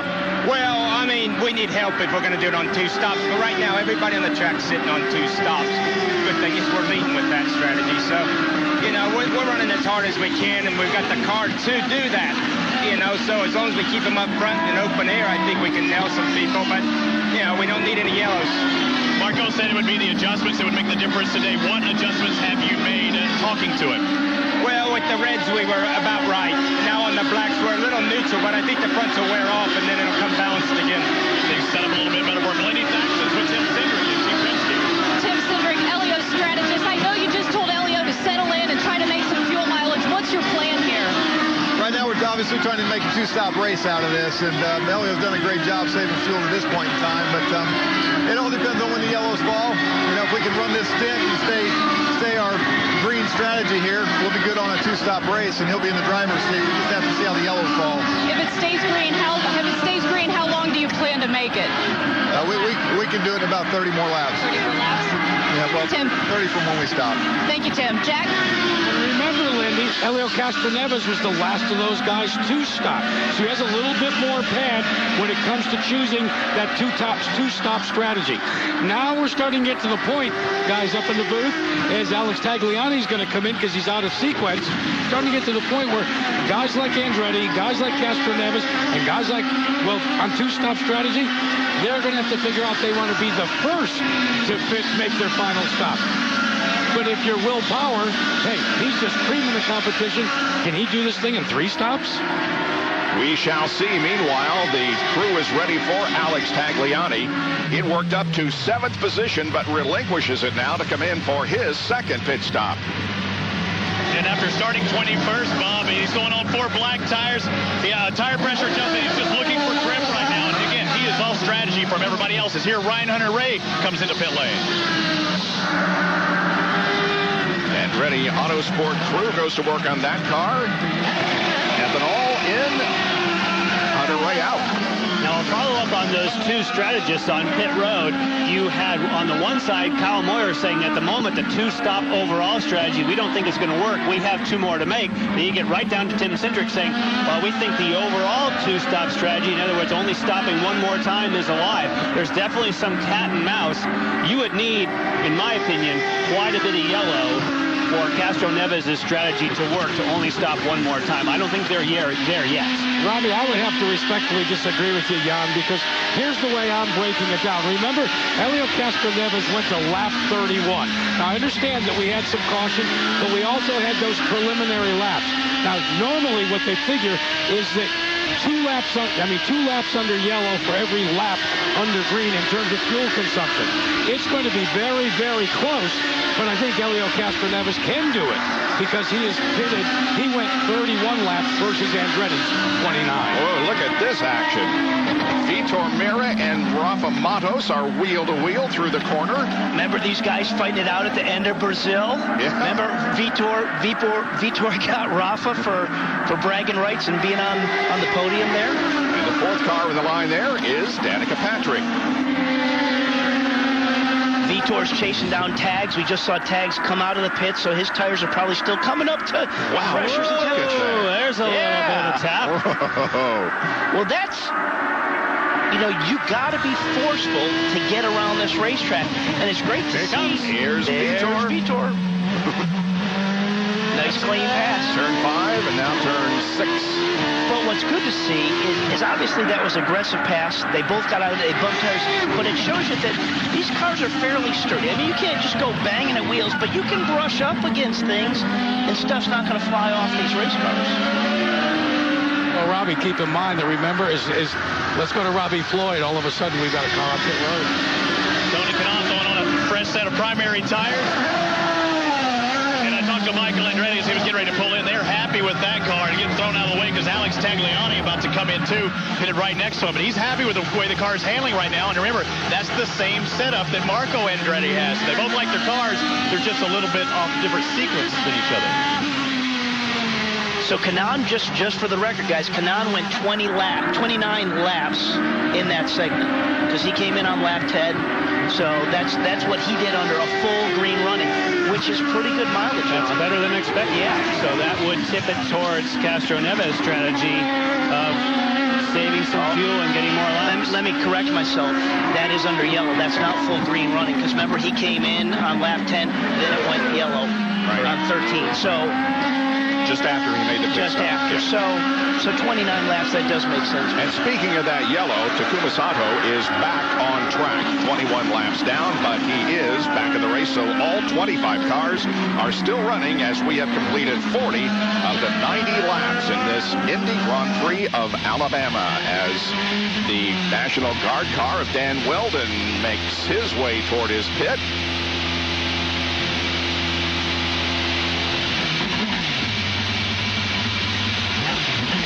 See if this pit stop goes smoothly. Putting on the blacks. And Weldon is underway. Good stop, 7 seconds.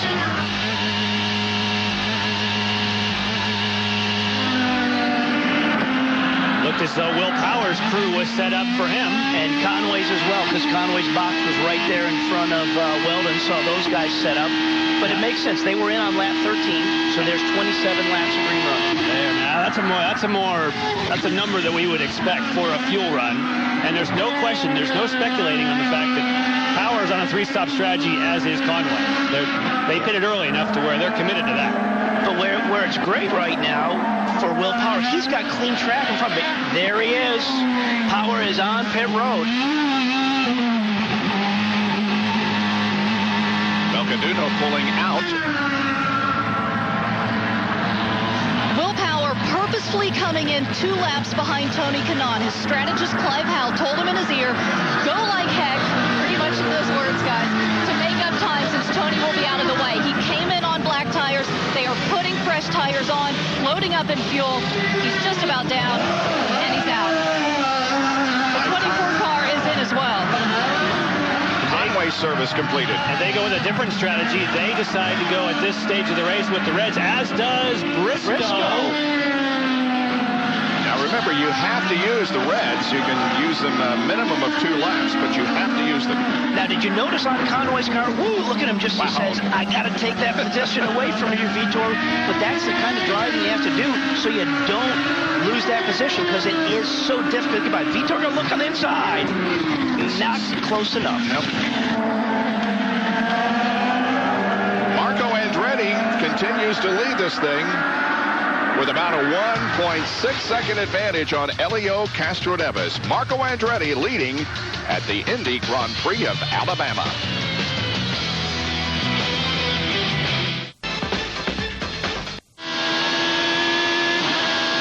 Welcome back to Barber Motorsports Park in Birmingham, or as Charles Barkley wants us to say, Leeds, Alabama. We're on board with number 37, Ryan Hunter-Reay, who's running 17th. That, of course, is Danica just ahead. And we've seen some great battles back in the field. It was Rafa Matos earlier. That was what you said, 20th spot. And even when you're back, which doesn't sound like you're in it, there's some really hard driving going on. Well, because you just never know where it's going to cycle through at the end of this, through pit stops and all that. But as tight and as competitive, you can't hold back at any time. EJ Viso is right behind Ryan Hunter-Reay. And he closed fast. So Hunter-Reay is able to keep his speed up, and EJ Viso says, I have you in my sights.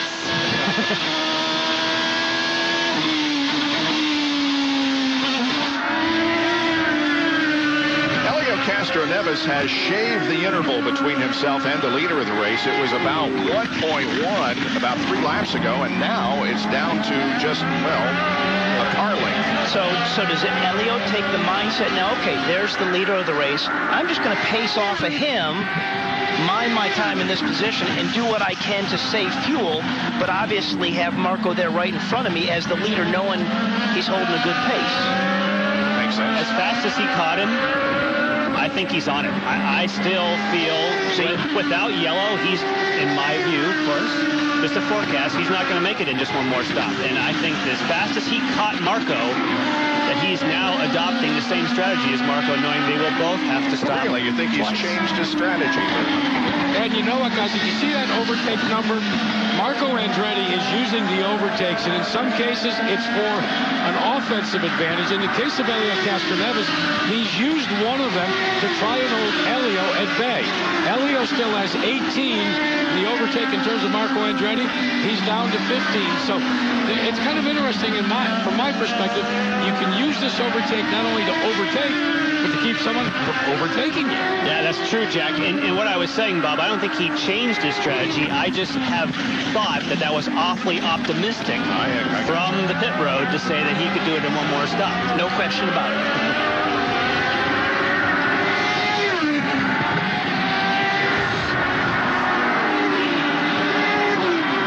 What's this little move here by Dan Weldon? That's a Duno sandwich there. Tagliani on the inside. Weldon on the outside, and along comes you don't see somebody take a left-hand corner by passing on the right-hand side of another competitor too often like that.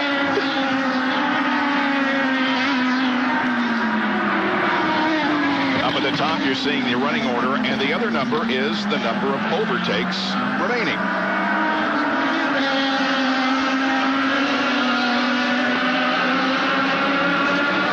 And we have reached the halfway point of this event. So this is really a good visual of these long sweeping corners. Look at this, 2 and 3. They're in the corner. They're in the corner. This is where you're pulling these high G's, and it really is a physical racetrack. And now you're up through the gearbox all the way 150 miles an hour to turn 5. Wow, more cars.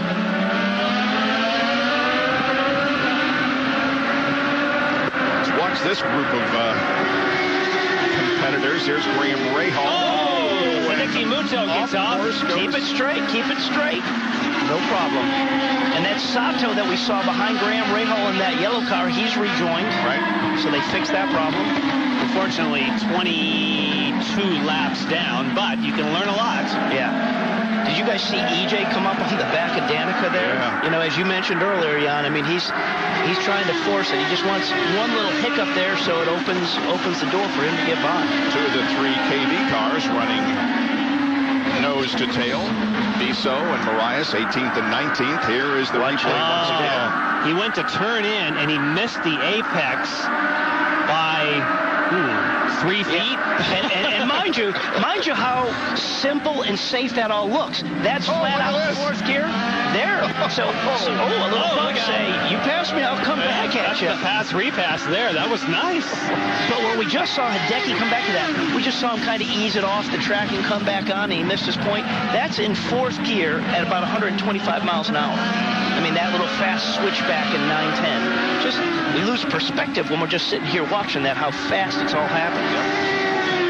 There are the 3 cars from KB Racing Technology, 18th, 19th, and Takuma Sato back on track, running in 25th spot. Danica in that battle has been a favorite of the overtake button. She only has 7 left. She's been pow, pow, pow. She's getting after it in this group. I'm amazed that the overtake button is really giving you that much to protect something or to give you that little bit of edge, which is fantastic. Because, you know, back in the original days with the push-to-pass button, as you're saying with the Champ Car stuff, it was up to 50 horsepower was the differentiation, right? Yeah.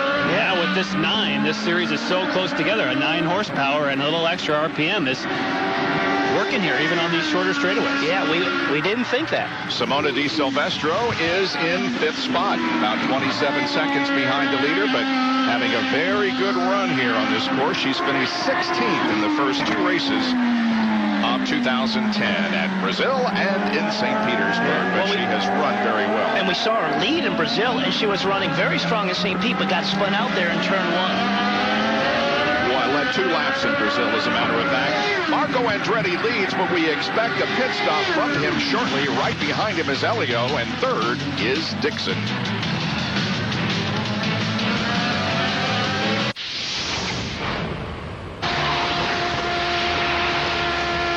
Three-time Indy 500 winner, Elio Castroneves.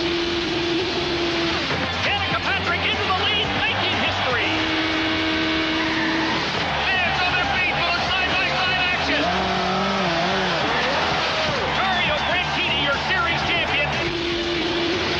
Leave your mark on the 2010 Indianapolis 500-mile race, May 30th. Quality and value. Style. Performance. Sure, you want it all. Just don't want to spend it all. No problem. Just go with the brand voted #1 overall. Toyo tires. For 7 of the last 9 years by people who know best. Independent tire dealers, just like me. So for top quality and top value, take it from the pros. Toyo tires. Imagine a future where ingenuity meets performance. Born in industry and perfected on the track. Royal Purple Motor Oil enhances performance and offers superior protection for anything wrapped in metal. Your car's ready to go. Huh? Sir? Your car? Oh, thanks. Royal Purple, the performance oil that outperforms Iron Man 2 in theaters May 7th.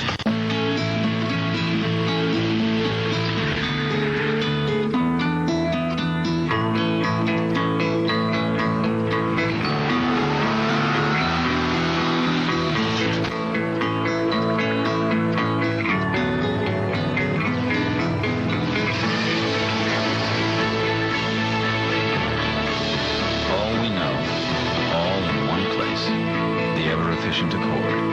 Only from Honda.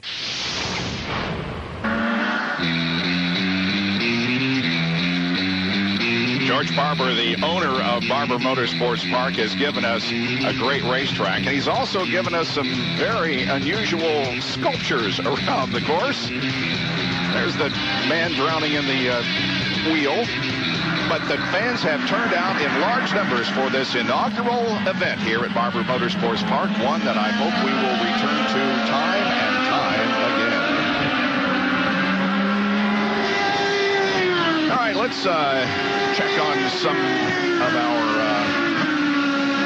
upfront people. Here's Will Power, who is currently in 6th position, and he has the Izod fastest lap of the race to this point. You also notice the stat there, 60% or 66% of the lap is over 1G. Now, the definition of 1G would be if you had a hot street car with great tires, you might be able to get 1G on a skid pad. 66% of this lap, you're over 1G, whether cornering, braking, through the seat, through a compression. That is a lot of force. And right in through here is one of the places where the combination of G's is over 5. Right here, through the seat and to the side, 3 places on the racetrack you pull over 5 G's.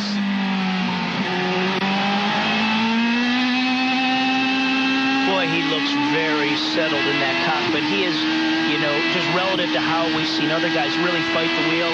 He's going in turn 1 here down to 5th gear. Just watch him turn the wheel in. You know, he's working it a little bit, but he's just got it hooked up. He's smooth, yeah. 1st and 2nd. Very close together on the track, Marco and Elio. So we haven't seen Elio try to go by him. Nope.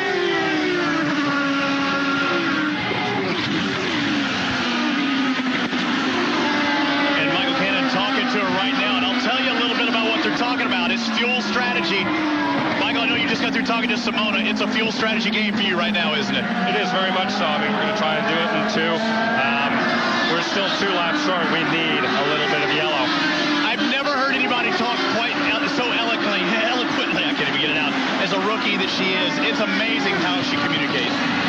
That's our race in the hall. She's remarkably good for a rookie.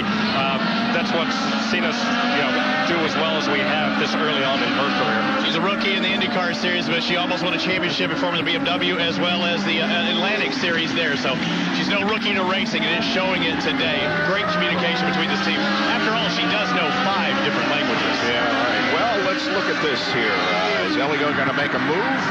Yeah, look to the inside, but the one thing he can do when he really is that able to stay behind Marco, he can save fuel. Use that draft. You know, he can ease back off the throttle and just pace off that. So since Elio is the only one car that went 31 laps on their first conditions, we just heard from Mike Cannon and Simona. She did 30, so no one's done as many as that guy right there, Elio number 3.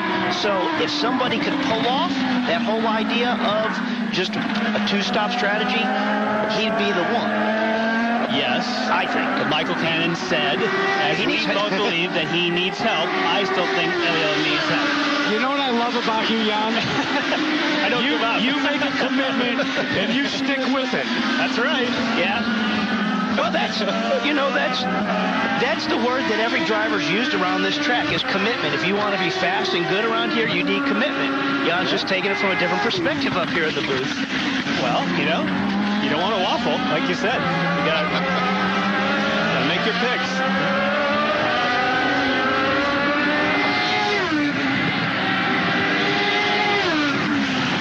Right now, Marco knows Elio's back there, but he also knows that Elio's not going to do anything stupid and do a dive bomb pass.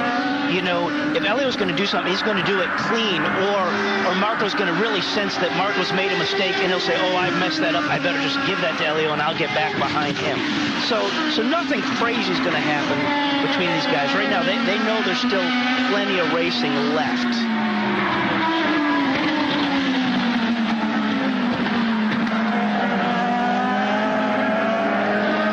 Thinking Marco is probably about 4 laps away from being in. 3 to 4 laps is what I would say for Marco. Justin Wilson has just made the fastest lap of the race. He is currently in 10th position, showing the charter on the side pods this weekend for Dreyer and Reinbold Racing. Running in 10th position, he just passed Alex Lloyd to go into the top 10. He started 11th, so he's moved up one position, and here is the way he got the 10th spot. Down in turn number 5, the best passing zone on the whole racetrack, and a very clean pass of Alex Lloyd. Alex was kind of thinking, I'm going to come back at you. But that's good to see with Justin. He's on the red sidewalls, and, you know, what we saw from him when they went to the red sidewalls just in the qualifying, he kind of lost the balance of the race car a little bit and a little bit of speed. But right now, he must like what he's getting from those tires, setting the fastest lap. 55 out of 90 laps in the books at Barber Motorsports Park. Marco Andretti leads.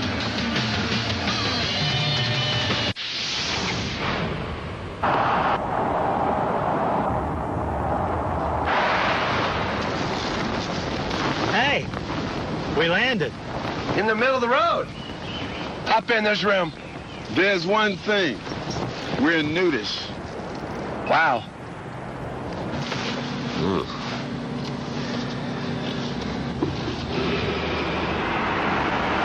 Rear view camera. Ride ready. The Pilot. Only from Honda. 12 summers of boat hauling, 63 miles of commuting daily. For any extreme from the road to the racetrack, nothing beats Mobil 1. The choice of over half of all NASCAR teams. So put some NASCAR in your car. Mobil 1. At TireRack.com, we stock the largest selection of tires anywhere, all at great low prices. But we don't just ship them off to your house after you buy them. We can deliver them to one of over 5,000 of our independent recommended local installers. Because the best tires in the world can't help you if they're not properly installed on your vehicle. A national network of over 5,000 recommended installers. One more way, Tire Rack is revolutionizing the way you buy tires. TireRack.com. Research, buy, deliver, install.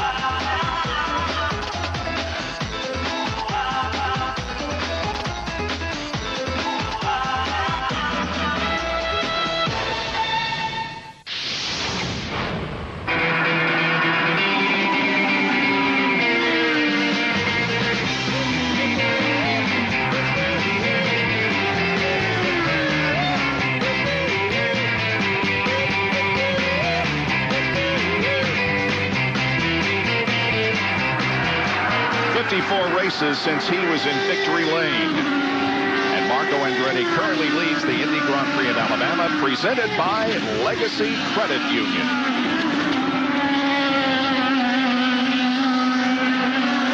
We should be close to pit stop. If he goes too much longer. There he goes. I was like, you went too much longer, I'd start getting worried. So that's right on schedule, what we thought. And really, guys, I just have this feeling they're just trying to get it over with. Kyle Moyer says bring him in where I thought they were going to wait another lap or two. But I think they're getting it over with. A Brentstead, a Firestone Firehawks are going to go on. And, of course, they're going to dump as much fuel as they can possibly get into this, Delara. All is clean and clear. Now he's just hoping that some yellows come out and maybe, just maybe, he can make it to the end of the race.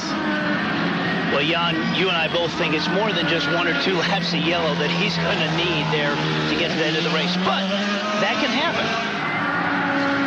Notice there on the pointer, you saw his pit exit speed. The limit is 50, and he was right at 49 and 50 miles an hour. 50 is okay. 51, you're serving a penalty. There's no wiggle room. And it's a pretty neat deal. All it is a button on the steering wheel that you press that button. It keeps the car at that speed. But when you come into pit road, it's the driver's responsibility to get it down to that 50-mile-an-hour mark. You can't just press the button and it does the work for you. You got to get it to 50, but then the button keeps it there. Elio has not been out of the top 3 since the green flag dropped at this race. Led 7 laps. Marco Andretti has led 38. Will Power 12, and Elio has now led 8 laps. And Elio's in a good position right now. He wants to lay down as fast as he can, because he definitely was being held up by Marco. So now is the chance to lay down some fast laps, give yourself a little bit of cushion on where he was to Marco earlier. So what he's trying to do is, when he comes into the pits, he wants to come out ahead of Marco. But he's got some traffic up ahead of him, and that could flip-flop that whole deal of trying to make that position up on Marco. Does that make sense? You with me on that? I'm with you. Okay. I'm definitely with you. Great look there at Graham Rahal, who has been struggling this weekend to find the kind of setup and the speed that he wants. He says, we never gave up, but boy, we've thrown everything at this car. We can't quite make it into my comfort zone. And he will go at least one more race for Sarah. Oh, here's a good battle. I think Wilson's going to go for it. That's Ryan Briscoe. Oh, he is all over him.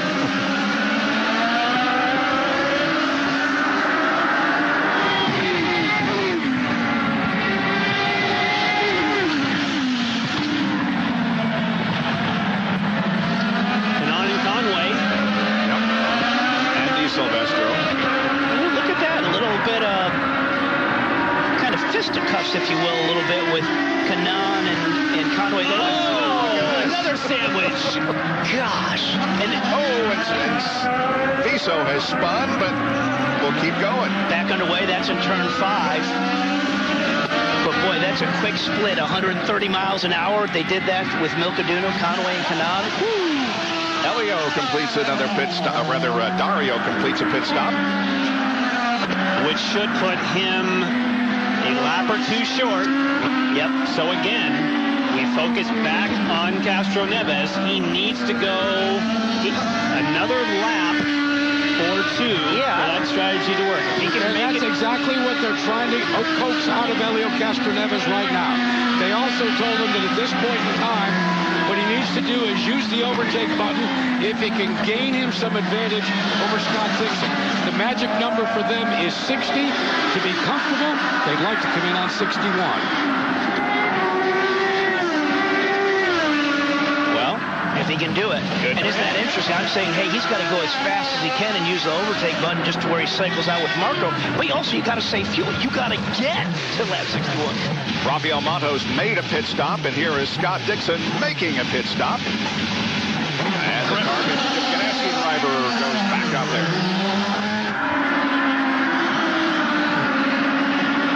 That's Andretti coming down the front stretch. Look at that position on Dixon. Pretty good gap there.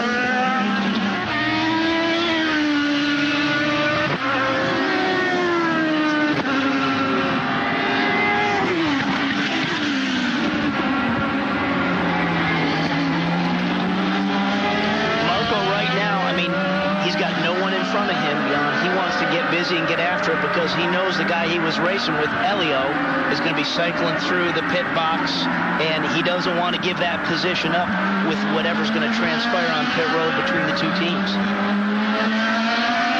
But it'll only take one more. Oh, he's on pit lane. He's right on the verge of being able to make this. Lap 61. Gets rid of a tear off as he heads for the pit box.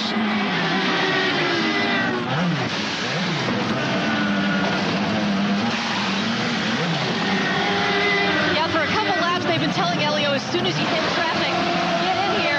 Here he goes at 8.7. He's out. We need to see Bob. Is he going to get out of here before Marco Andretti passes? Oh, Marco's going to go. So, but there's two different strategies at play in that Marco most likely will have to stop without yellow, and now it doesn't appear as though they were telling us the truth, that they are trying to make that the last stop for Castro Neves. And there's Briscoe. Briscoe is on pit lane. Third member of Team Penske. He switches from reds to blacks. And new ones. And away he goes.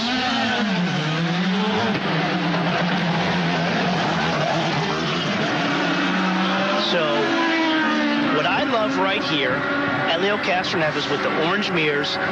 He's back out behind Marco, so he can pace off of Marco. Here's the two DNR guys working together. That makes makes you a bit nervous, huh? Yeah. You know, they can have a spirited battle, but don't cut each other up. Right. You know, have it be friendly. They're Englishmen. But Justin's, when he's sneaking his nose out as you're going into turn 12 there at 160 miles an hour, don't make the move there. Whoa! Do you see Justin's car just get a little bit loose? That rear end trail around as he comes through there. That's at 7th place. Yeah, 7th and 8th.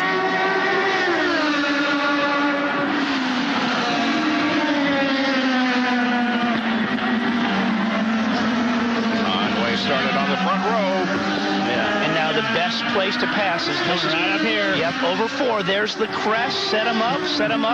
And Mike's protecting it a little bit. Yep, it's gonna get away. Highlighted in green, he used the overtake. You just saw it go down to 11 from 12. That was spirited. Spirited? Yep, exactly what you wanted, Robbie. Yeah, good job. Wilson to 7th position. Andretti leads this race here at Barber Motorsports Park. Stay with us for more in a moment. 1-1.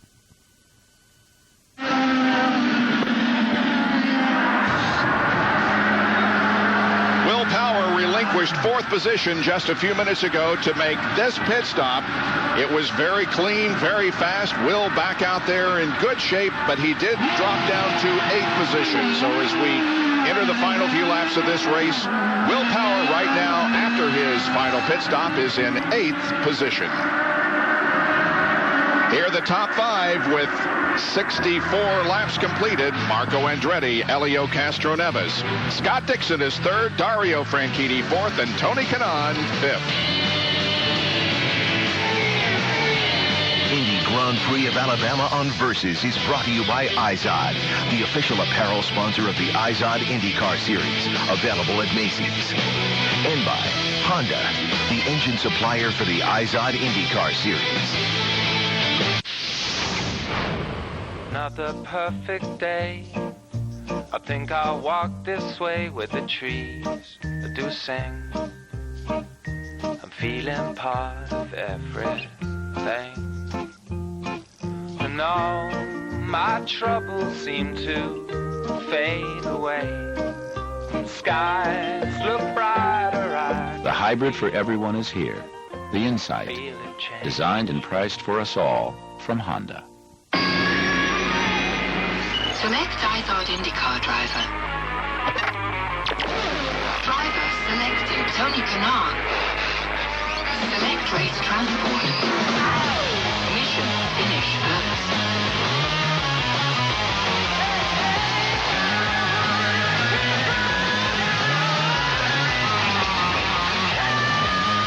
The fastest drivers in the world.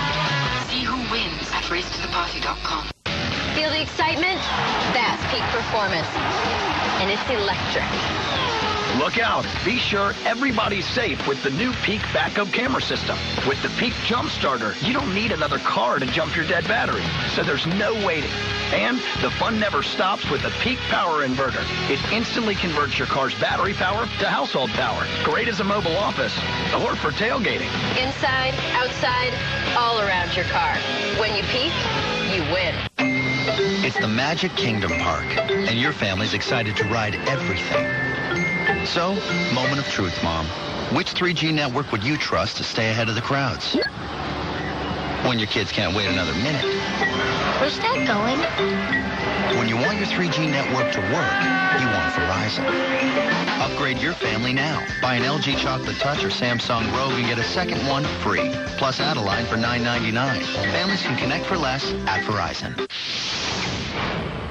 The Izod IndyCar Series is back on the streets of Long Beach. Saturday, we'll have qualifying at 6 o'clock Eastern, and then join us a week from today at 3:30 Eastern for the Toyota Grand Prix of Long Beach, only on Versus. We go from the deep south to the far west in 1 week. Join us for all the action from Long Beach next weekend. A couple of laps ago, Milka Duno had an off-track excursion. Let's take a look at it here. missed the corner, went into the grass. Now, Kyle Moyer, who calls the race for Marco Andretti, they need a caution. They were hoping for a full-course caution, but they did not get it. Crash. And then why he needs that yellow, it looks as though they're about 5 laps short, maybe 4 laps short of under green conditions, so they need that help. And fellas, here's the way it works. Yes, Michael really needs that. Now, that gives him both the good and the bad as the leader, because they know they're going to have to pit so they can try and go a little faster, add some separation. Now, as I'm analyzing this stuff, I'm looking at Helio Castroneves, and with the fact that he pitted by lap 61, that's all well and good. If Helio can stay pat, make fuel, be conservative. But you want a sleeper? Take a look and let's watch for a little while the Iceman himself, the guy running in third. Scott Dixon pitted on lap 30, pitted again on lap 60. Hey, Robbie Floyd, it's a possibility that when this is all said and done, the tortoise may beat the hare, and it may very well be Scott Dixon. It may very well happen. In the communication between driver and crew chief, man on the box is Mike Hull, and Scott keeps asking throughout the race, what number do I need? What number do I hit? Mike says, we work on that since the very first lap. So there, you have a lot of computers up on this deck, just plugging away, and Mike keeps hitting with a certain number, but Scott also, with all this going on out there on the racetrack, he still keeps asking for a specific number that he's trying to hit. And guys, that's where Mike Hull says that Dixon is win. And that is Alex Lloyd in the Boy Scouts of America car. Kyle Moyer again is like crash. Yeah, why's that car running? That car should stall. Almost collected Sato there when he spun. Take a look at it once again. Ooh, Danica bumped into the side of Lloyd, and watch Sato. Ooh, brakes. Nice. Like we said there's some beef to these cars. Danica got her wheel right in there and just kind of pushed Alex over the side. Danica's running 16th, by the way. So Kyle almost got the full course caution, but nope, we remain green. Hey, fellas, remember we were talking about the beef on these cars? You got to remember, when they were first designed, this was a predominantly oval series. And you guys have driven these cars, driven Indy cars, when you run on ovals, they've got to be, well, not fat, but they got to be big boned, right? Well, now, when we've transitioned over to some of the road courses, they're not as fragile as some of their cousins that were designed originally just for road courses and then kind of evolved into street course and road course racing. Andretti Autosport with 4 cars this year. Andretti is the best, and Danica Patrick is back in the 16th position. So Marco Andretti continues to lead, but by just a scant margin over Helio Castroneves, who we think will be able to go to the rest of the way without a fuel stop. Stay with us.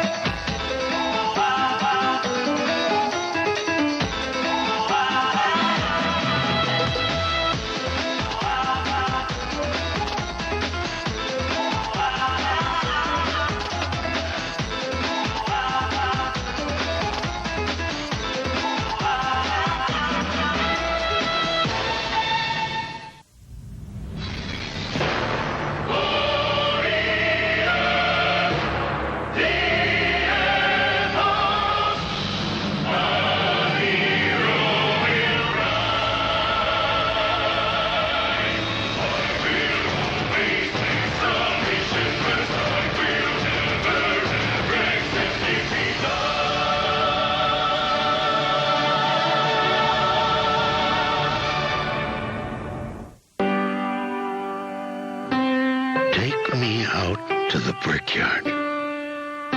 Take me out with the crowds. Buy me some earplugs and a checkered cap. I don't care if we ever get back. Take me out to the Brickyard. Take me out where it's loud. This place has a history that stirs the soul.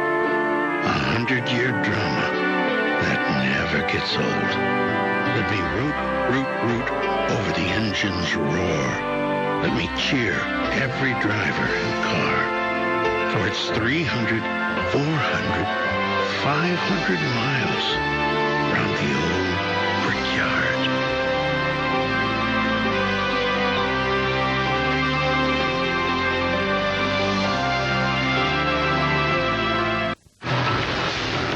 Summers of boat hauling, 63 miles of commuting daily. For any extreme from the road to the racetrack, nothing beats Mobil 1. The choice of over half of all NASCAR teams. So put some NASCAR in your car. Mobil 1. Welcome back to our live coverage of the Indy Grand Prix of Alabama from Barber Motorsports Park. On Versus, the leader is Marco Andretti right there in 26. Right behind him, the second place car of Elio Castroneves. Dixon is third, and Franchitti and Will Power, who is going for his third win of the in a row. However, he has not led since quite a few laps ago. He led a total of 12 laps. Marco Andretti has been, for the most part, the man up front. 19 laps to go on this 2.3-mile course.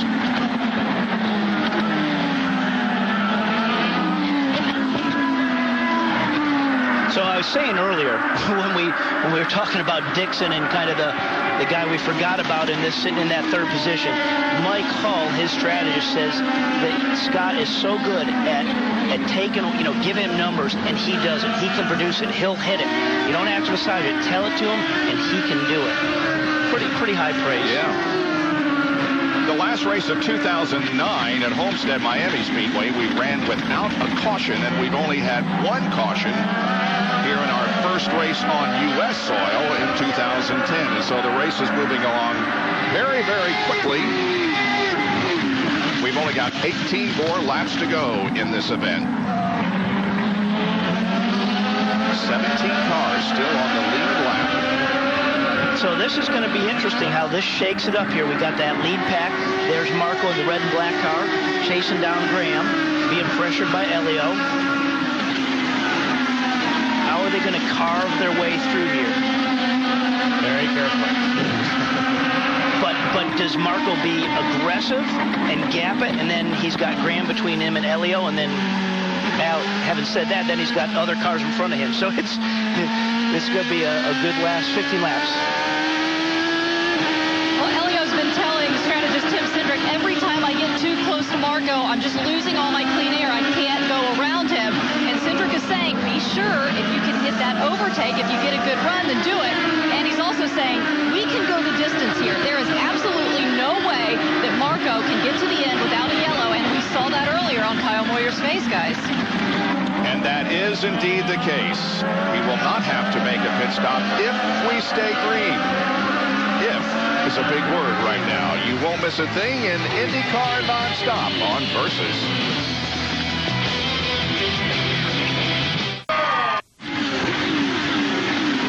The professional bull riders continue to kick up the dirt in Nampa. PBR continues tonight at 9 Eastern, right here on Versus.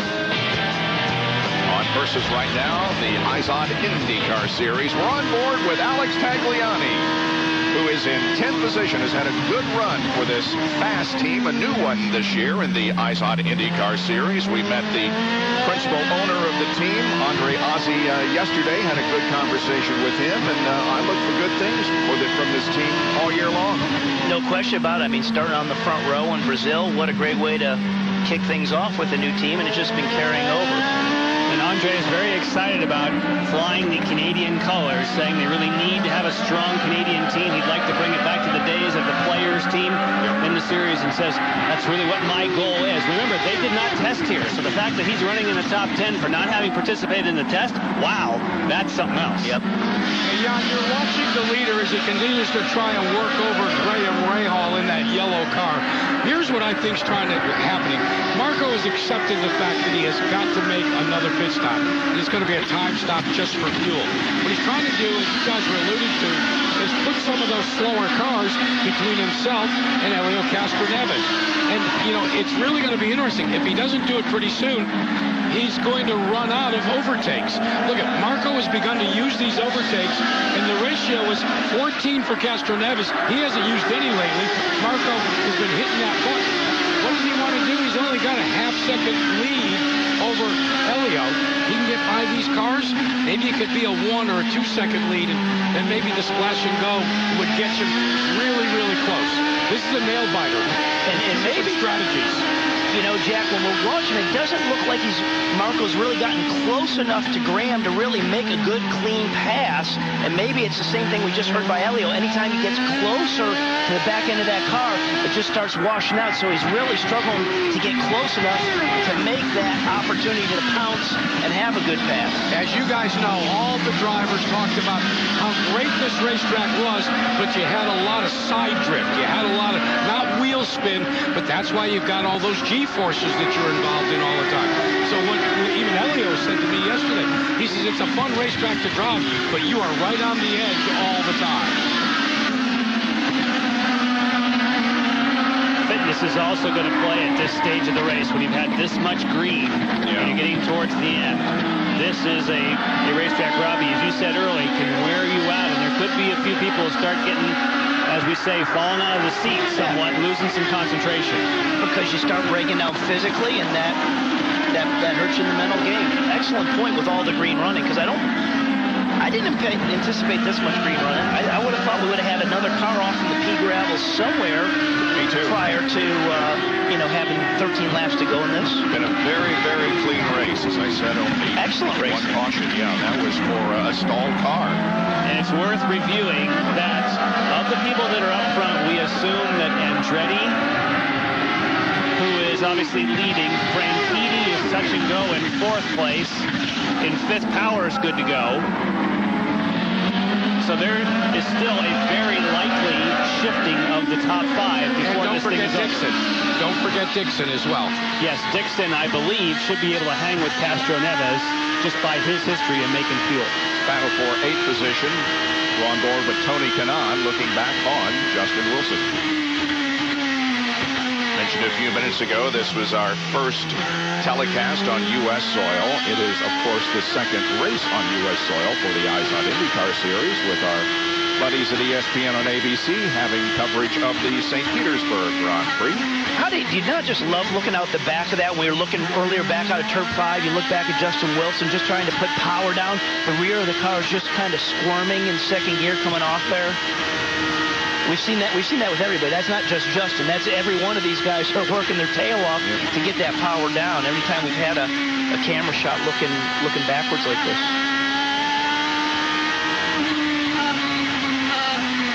Still don't feel like I'm on the roller coaster elevation ride that's really out there when I'm on board. I know. It's not. You just can't get the feeling, yeah. of how blind some of the stuff is, and really what the elevation change is.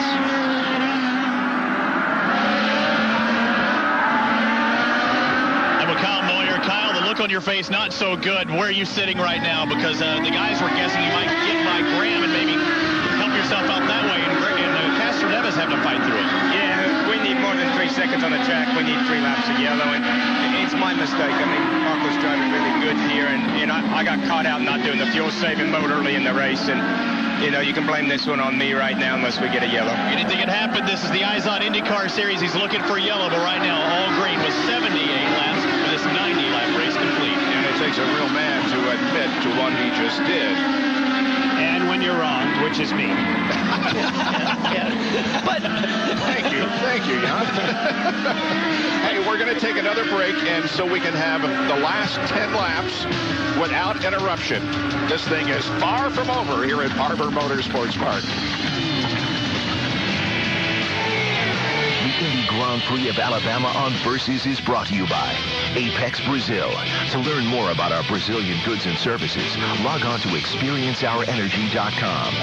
And by Peak Performance Products. When you peak, you win. Excitement? That's Peak Performance. And it's electric.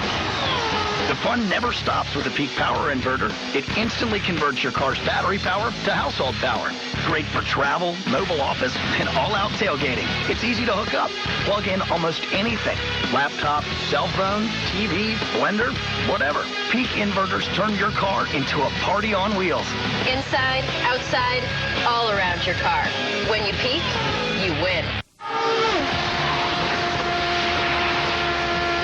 Three-time Indy 500 winner,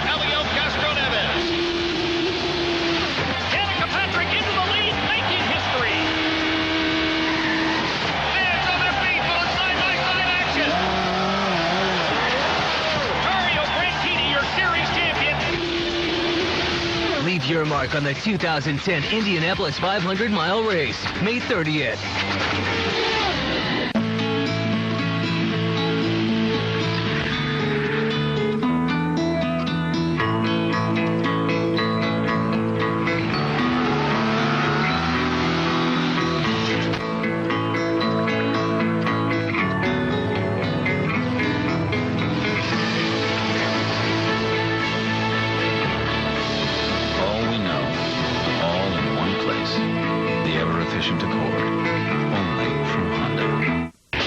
Quality and value. Style. Performance. Sure, you want it all. Just don't want to spend it all. No problem. Just go with the brand voted #1 overall. Toyo tires. For 7 of the last 9 years by people who know best.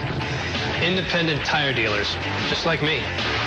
So for top quality and top value, take it from the pros. Toyo tires.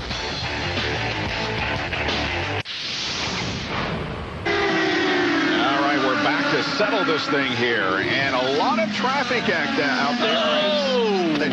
How did Conway get through there? I covered my eyes. You yelled, I covered my eyes. That's Tony Kanaan running in 7th. Then Wilson, then Conway, 7th, 8th, and 9th. It has been 24 laps since Marco pitted, and we heard Kyle say that he has a need for a pit stop relatively quickly here, which means that if he does pit, we're going to have a battle, it would seem, between Elio and Scott Dixon, who are currently running 2nd and 3rd and very close to each other on the racetrack. And right behind Dixon, position-wise, is Franchitti, who stopped a lap earlier. And here he comes. Oh, so Marco is on pit lane. Too bad that he has to relinquish the lead. He has led 58 laps of this thing, but he is in for a needed splash of fuel, Robbie. Well, no need for tires, just a splash and go. He's saying, I want you wide open coming in. Now dumping. He doesn't lose too much time. Unfortunate. Kyle took it upon himself, and he's feeling it now as much as Marco Andretti is. And he's going to come out, however, with a relatively clean racetrack ahead of him. And, you know, we saw Kyle say, hey, take this one on me, but, you know, you got to be aggressive on the pit stands. A shout out to Graham Rahal in the Sarah Fisher car. Right now, he is going a lap down, but he has stayed on the lead lap all race long. And that was Elio on the overtake button. That was off of turn 5, and he used that overtake button and gapped Rahal. And here comes Dixon. Oh. He didn't want it to be that easy for Dixon to get by Rahal, that's for sure. 3rd place, Dario Franchitti is about 10 seconds behind these two, so it would appear to be a battle to the finish between Elio and Dixon. You mentioned Franchitti. Again, he stopped a lap earlier than Dixon, so he may also need a splash.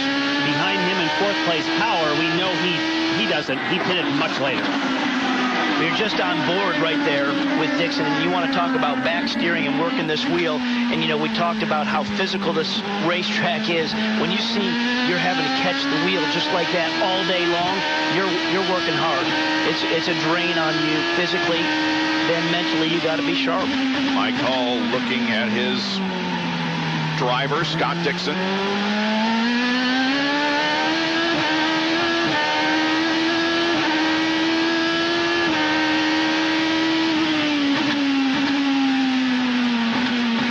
Rafa Matos up front.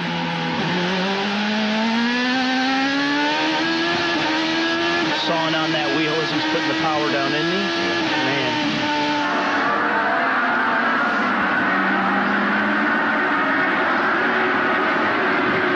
Typically, when you're letting cars come through, when you're a lapped car, you want to try to treat everyone equally. So if you let the car like Castroneves ahead fairly easily, you want to try to give that opportunity so that you're not impeding. So Matos here will certainly want to try to be consistent in how he's letting these front guys go through. Because what goes around comes around.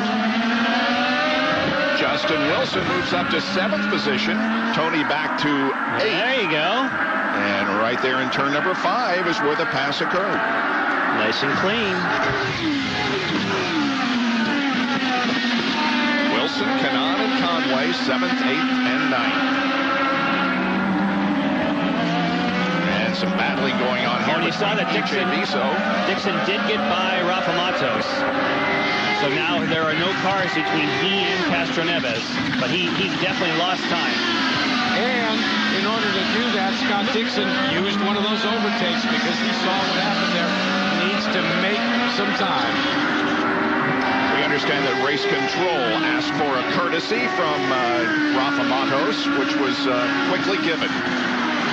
All three of the Penske cars are in the top 6. Horizon Team Penske with Will Power is 4th.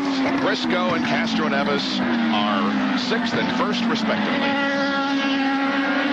And Daniel Patrick pulls in for hair pissed up. I was here just a moment ago that Scott Dixon was not happy at all with Rafael Montos, and evidently the officials had something to say about that. But Mike Hull again said, Scott, just worry about Elio, trying to calm him down. So I guess just fuel strategy is not everything that they're concerned about. I think Scott still wants to win this thing, Jack. And Di Silvestro may have stalled here to the point of causing a caution. Full course caution. She needs to take lessons from Jan Bikas as to how to get the thing in reverse and keep the car running, first of all. Still only a local yellow.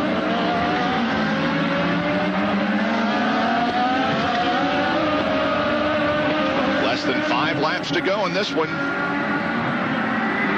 And the interval is opened up between 1st and 2nd. Here's the replay. Dan Weldon's car, full course caution. On the brakes in, rotated around. Well, with this being full course yellow now, that helps Franchitti. It helps Franchitti, but it also brings Dixon right on the back of Elio, and he's got no issues. We were kind of saying, hey, Dixon was going to have to really conserve it, but that all goes away.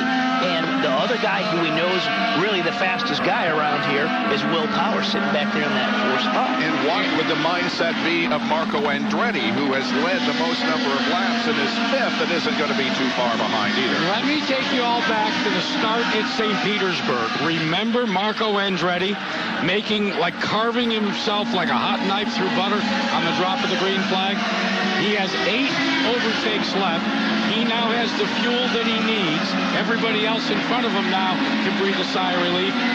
But this kid right now is sitting there saying, let's go back to green, and I'm going to get me some spots. Yep. This is going to be a great finish. Elio Castroneves last won at Texas last year, 14 races ago. You know, and a good call for Marco to come in and realize early on, they said, hey, we got to come in for fuel. I mean, if they would have waited and this yellow came out and they did it under this yellow, then they would have probably just cycled to the back anyhow. So really how they did play that out, Kyle saying, you know what, we don't have enough fuel. Kyle Moya, that is, come in now, let's get you back out. Just a quick fuel splash and go, and off you go. There are going to be some lap cars that are between Andretti and the front of the field besides the 4 ahead of him in the scoring.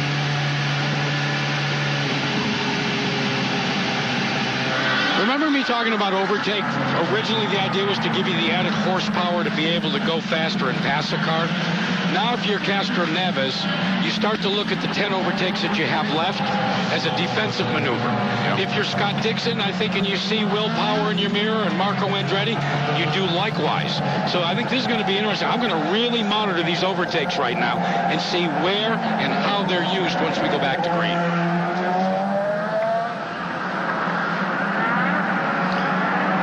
I'm really amazed at what a great tool that, again, as we said earlier, that overtake button only being the small horsepower percentage it is, but it just gives you just that little bit you need that we've seen.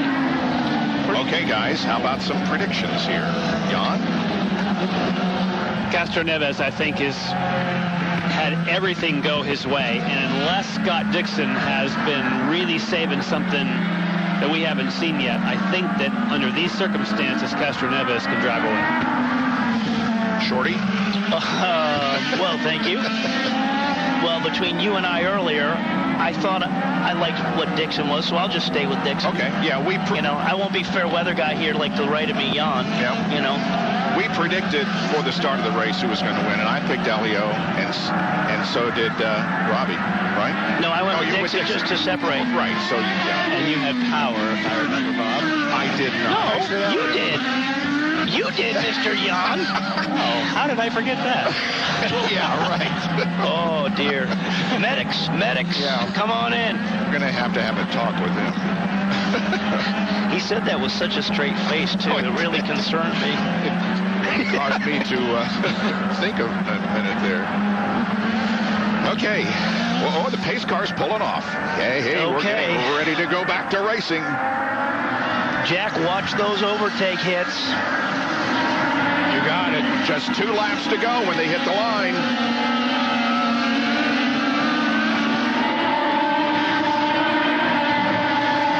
A green-white checkered. Here they come off corner 15.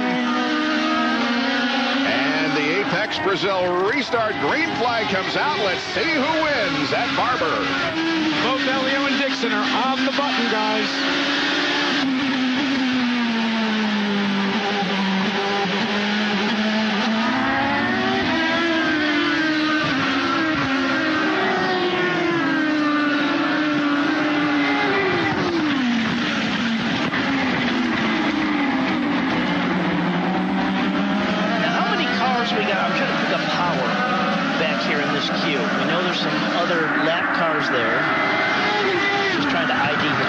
Dixon's back on the button again. He's down to 14.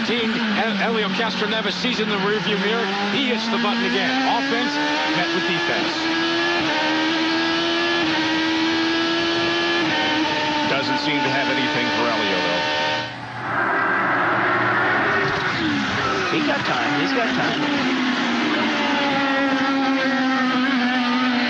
But you sure would be like to be right up on his gearbox, just letting you know I am gonna pounce when I can set it up just perfect.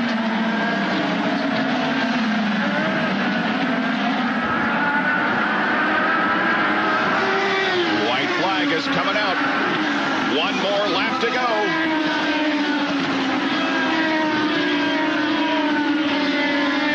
There's Dario back in 3rd position, and Will Power right behind him. Yeah, there's a podium spot right there. This is, I think, the battle, and he can do it. It's going to play out. Yep. Okay, this is where we've seen all the passes. He should stay to the left. He's on the overtake. They both are on the overtake. Oh, looking to the inside in 5.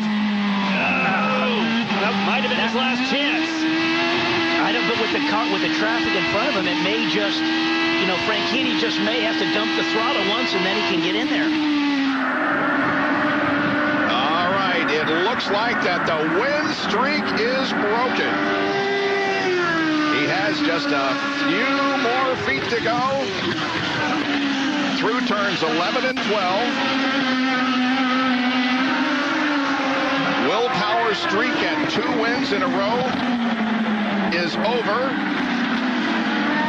Elio Castroneves, through largely pit strategy, wins the Indy Grand Prix of Alabama here at Barber Motorsports Park.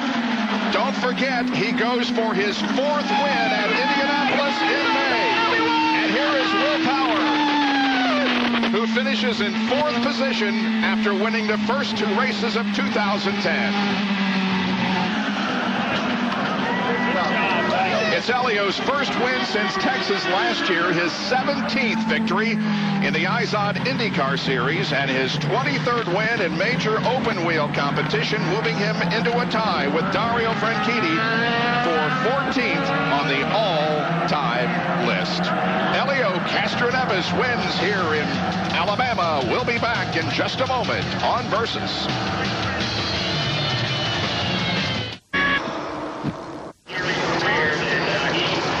The IndyCar Grand Prix of Alabama, presented by Legacy Credit Union, is history. And the Spider-Man wins.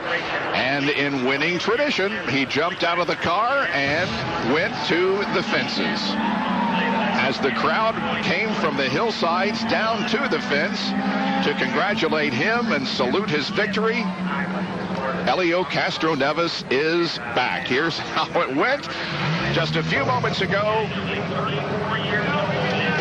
as he climbed the fence. What a great feeling to know, coming here uncertain if they could break that streak of willpower, climbing the fence, to the congratulations of the fans. Let's go down to Robbie Floyd, who's with second place. Scott Dixon finishing second place. A fuel strategy race, but it almost paid off. You were still trying to be aggressive towards the end. Yeah, it was tough to, kind of monitor what you need to do. You obviously need a pace and you need to save fuel, but I think the officials screwed us at the start. We didn't pass Elio. I passed him on the outside into one. I'd tried to on the inside going into one, got beside him again, back behind, and passed him, and then they still called me to go back behind Marco. So I don't know where that came from, and I think that was a pretty bad decision. So a good day for Team Target all in all, a second and third. But I think we could have, it was all about track position today, and if we'd been ahead of Elio, I think we could have stayed there. It was much better than St. Pete, and I know you were trying to be aggressive there towards the end, angry with the back markers. You weren't trying to settle with just trying to hit that 3 miles a gallon or whatever. Yeah, that was the hard thing. You got the team, in your ear saying that, you got to save fuel, but all in all, you got to try and push. But got to say hi to my wife Emma and Poppy back in England, Washington, and her family, and my family back in New Zealand. So thank you. I know you wanted to win, but Target Chip Ganassi car number 9 Scott Dixon takes second place here in Alabama. After an 18th place finish at St. Petersburg, the runner-up today is Scott Dixon. The winner is Elio Castroneves. We'll talk with him when we come back on Versus. We just saluted Scott Dixon as the second place finisher. Not only that, but he wins our Firestone Pit Performer of the afternoon. The crew with a total time of 56.5 seconds. Good work, guys. And now, Izod salutes a winning performance with Izod Victory Lane. Here's Lindy with Elio. And Elio with his 17th career win. You step up out of the car, you say, where's my baby? Where's my baby? Is it any different as a dad? I think so. I think so because I want her to share this moment with me. And I want it sooner than later. And she's certainly here.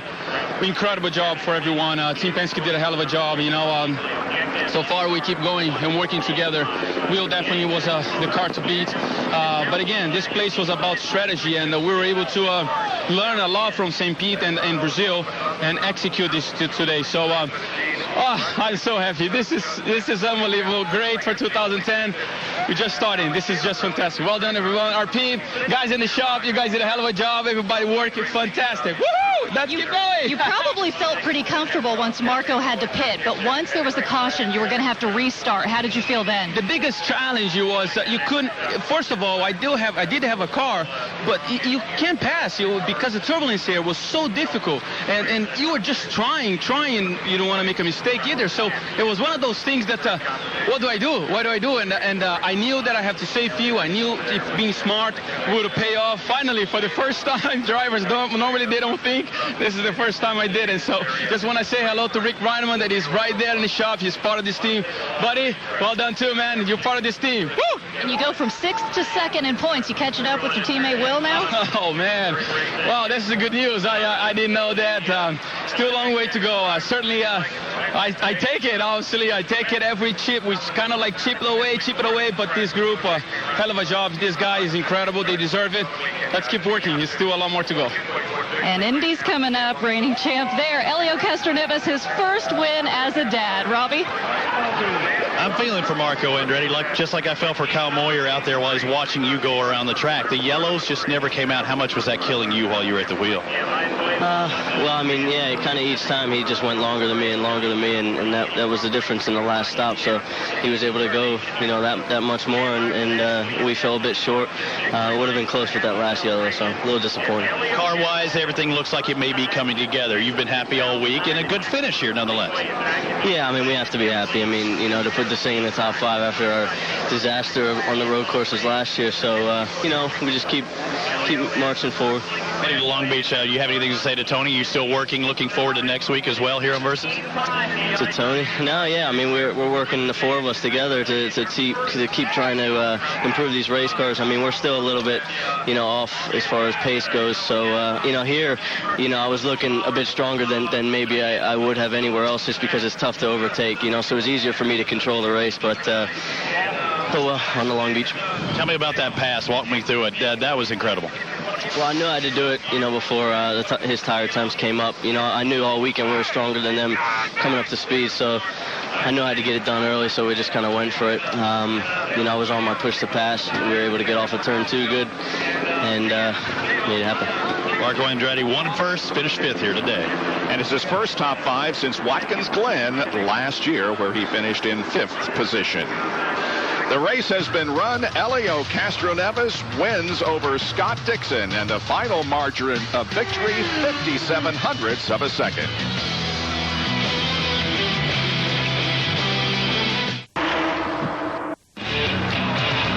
Beautiful overhead shot of Barber Motorsports Park, where we ran the Indy Grand Prix of Alabama today. That was won by Helio Castroneves on some fuel strategy. Take a look at the complete results. We'll tell you that 13 cars were on the lead lap at the drop of the checkered flag. The average speed of the race, 106.436 miles an hour. There were only 2 caution periods for 5 laps, and we had 3 leaders, 7 lead changes. Marco Andretti led the most laps at 58. Castroneves led 20, and Will Power led 12 of the laps. Down to Lindy Thaxton. And Will Power, talk about how traffic really affected your race today. Yeah, I think it affected everyone, but it's just really happy for the Verizon guys to ended up 4th. That's still good points, and we anticipated it being a real tough race. And just like I said before, if there's a yellow falls at the wrong time, it can really help, some of the people back there in the pack. And, I guess we sort of made the wrong call there. We didn't anticipate people being so slow back in the pack, but, we finished 4th, and we're actually happy with that. Yeah, you had said before the race that if you knew you couldn't win, the key was really for you to just stay out of trouble. Yeah, exactly. You just got to, execute every race best you can. Some days the yellows will work for you, and some days they won't. So there's no use in complaining about it because, maybe in Brazil it helped us. I'm not complaining. Happy with 4th. And you're still the points leader. Helio went from 6th up to 2nd, so it's getting kind of tight there in Team Penske, huh? Yeah, man.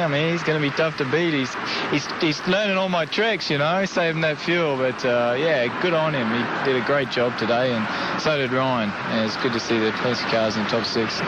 Thank you, Will Power. Congratulations. Thank you. Let's take a look at the final word. The key moment in this race, well, I think it came back on lap 31 when Tim Cindric, who's the tactician for Helio Castroneves, called him into the pits. How puckered up were you? Yeah, it was tough. The first decision you had to make is whether you're going to stay out on that caution or not. And, we decided to throw the dice and go on a 2-stop strategy today. And obviously it paid off, but it wasn't easy. Helio did a great job saving fuel all day long. And, on that first pit stop is the key to try and get to that lap 31 because we were able to go a couple laps further than Marco and one further than Dixon, which gave us a little bit of leeway the rest of the race because we knew at that point, as long as it stayed green, we were in the driver's seat. A couple of years ago, you went off reservation at the end of the season trying to chase down for a championship with Helio. Yeah. What did that do to your tactics and strategy today? Well, we're 11 years now, Helio and I, so we have a pretty good idea when to roll the dice and, when to play it conservative. And today was one of those days where we needed to win and it's time to roll the dice. And it paid off big. Congratulations. Yeah, thank you. Guys? Tim Cindric gets the final word, some final thoughts from Jan and Robbie.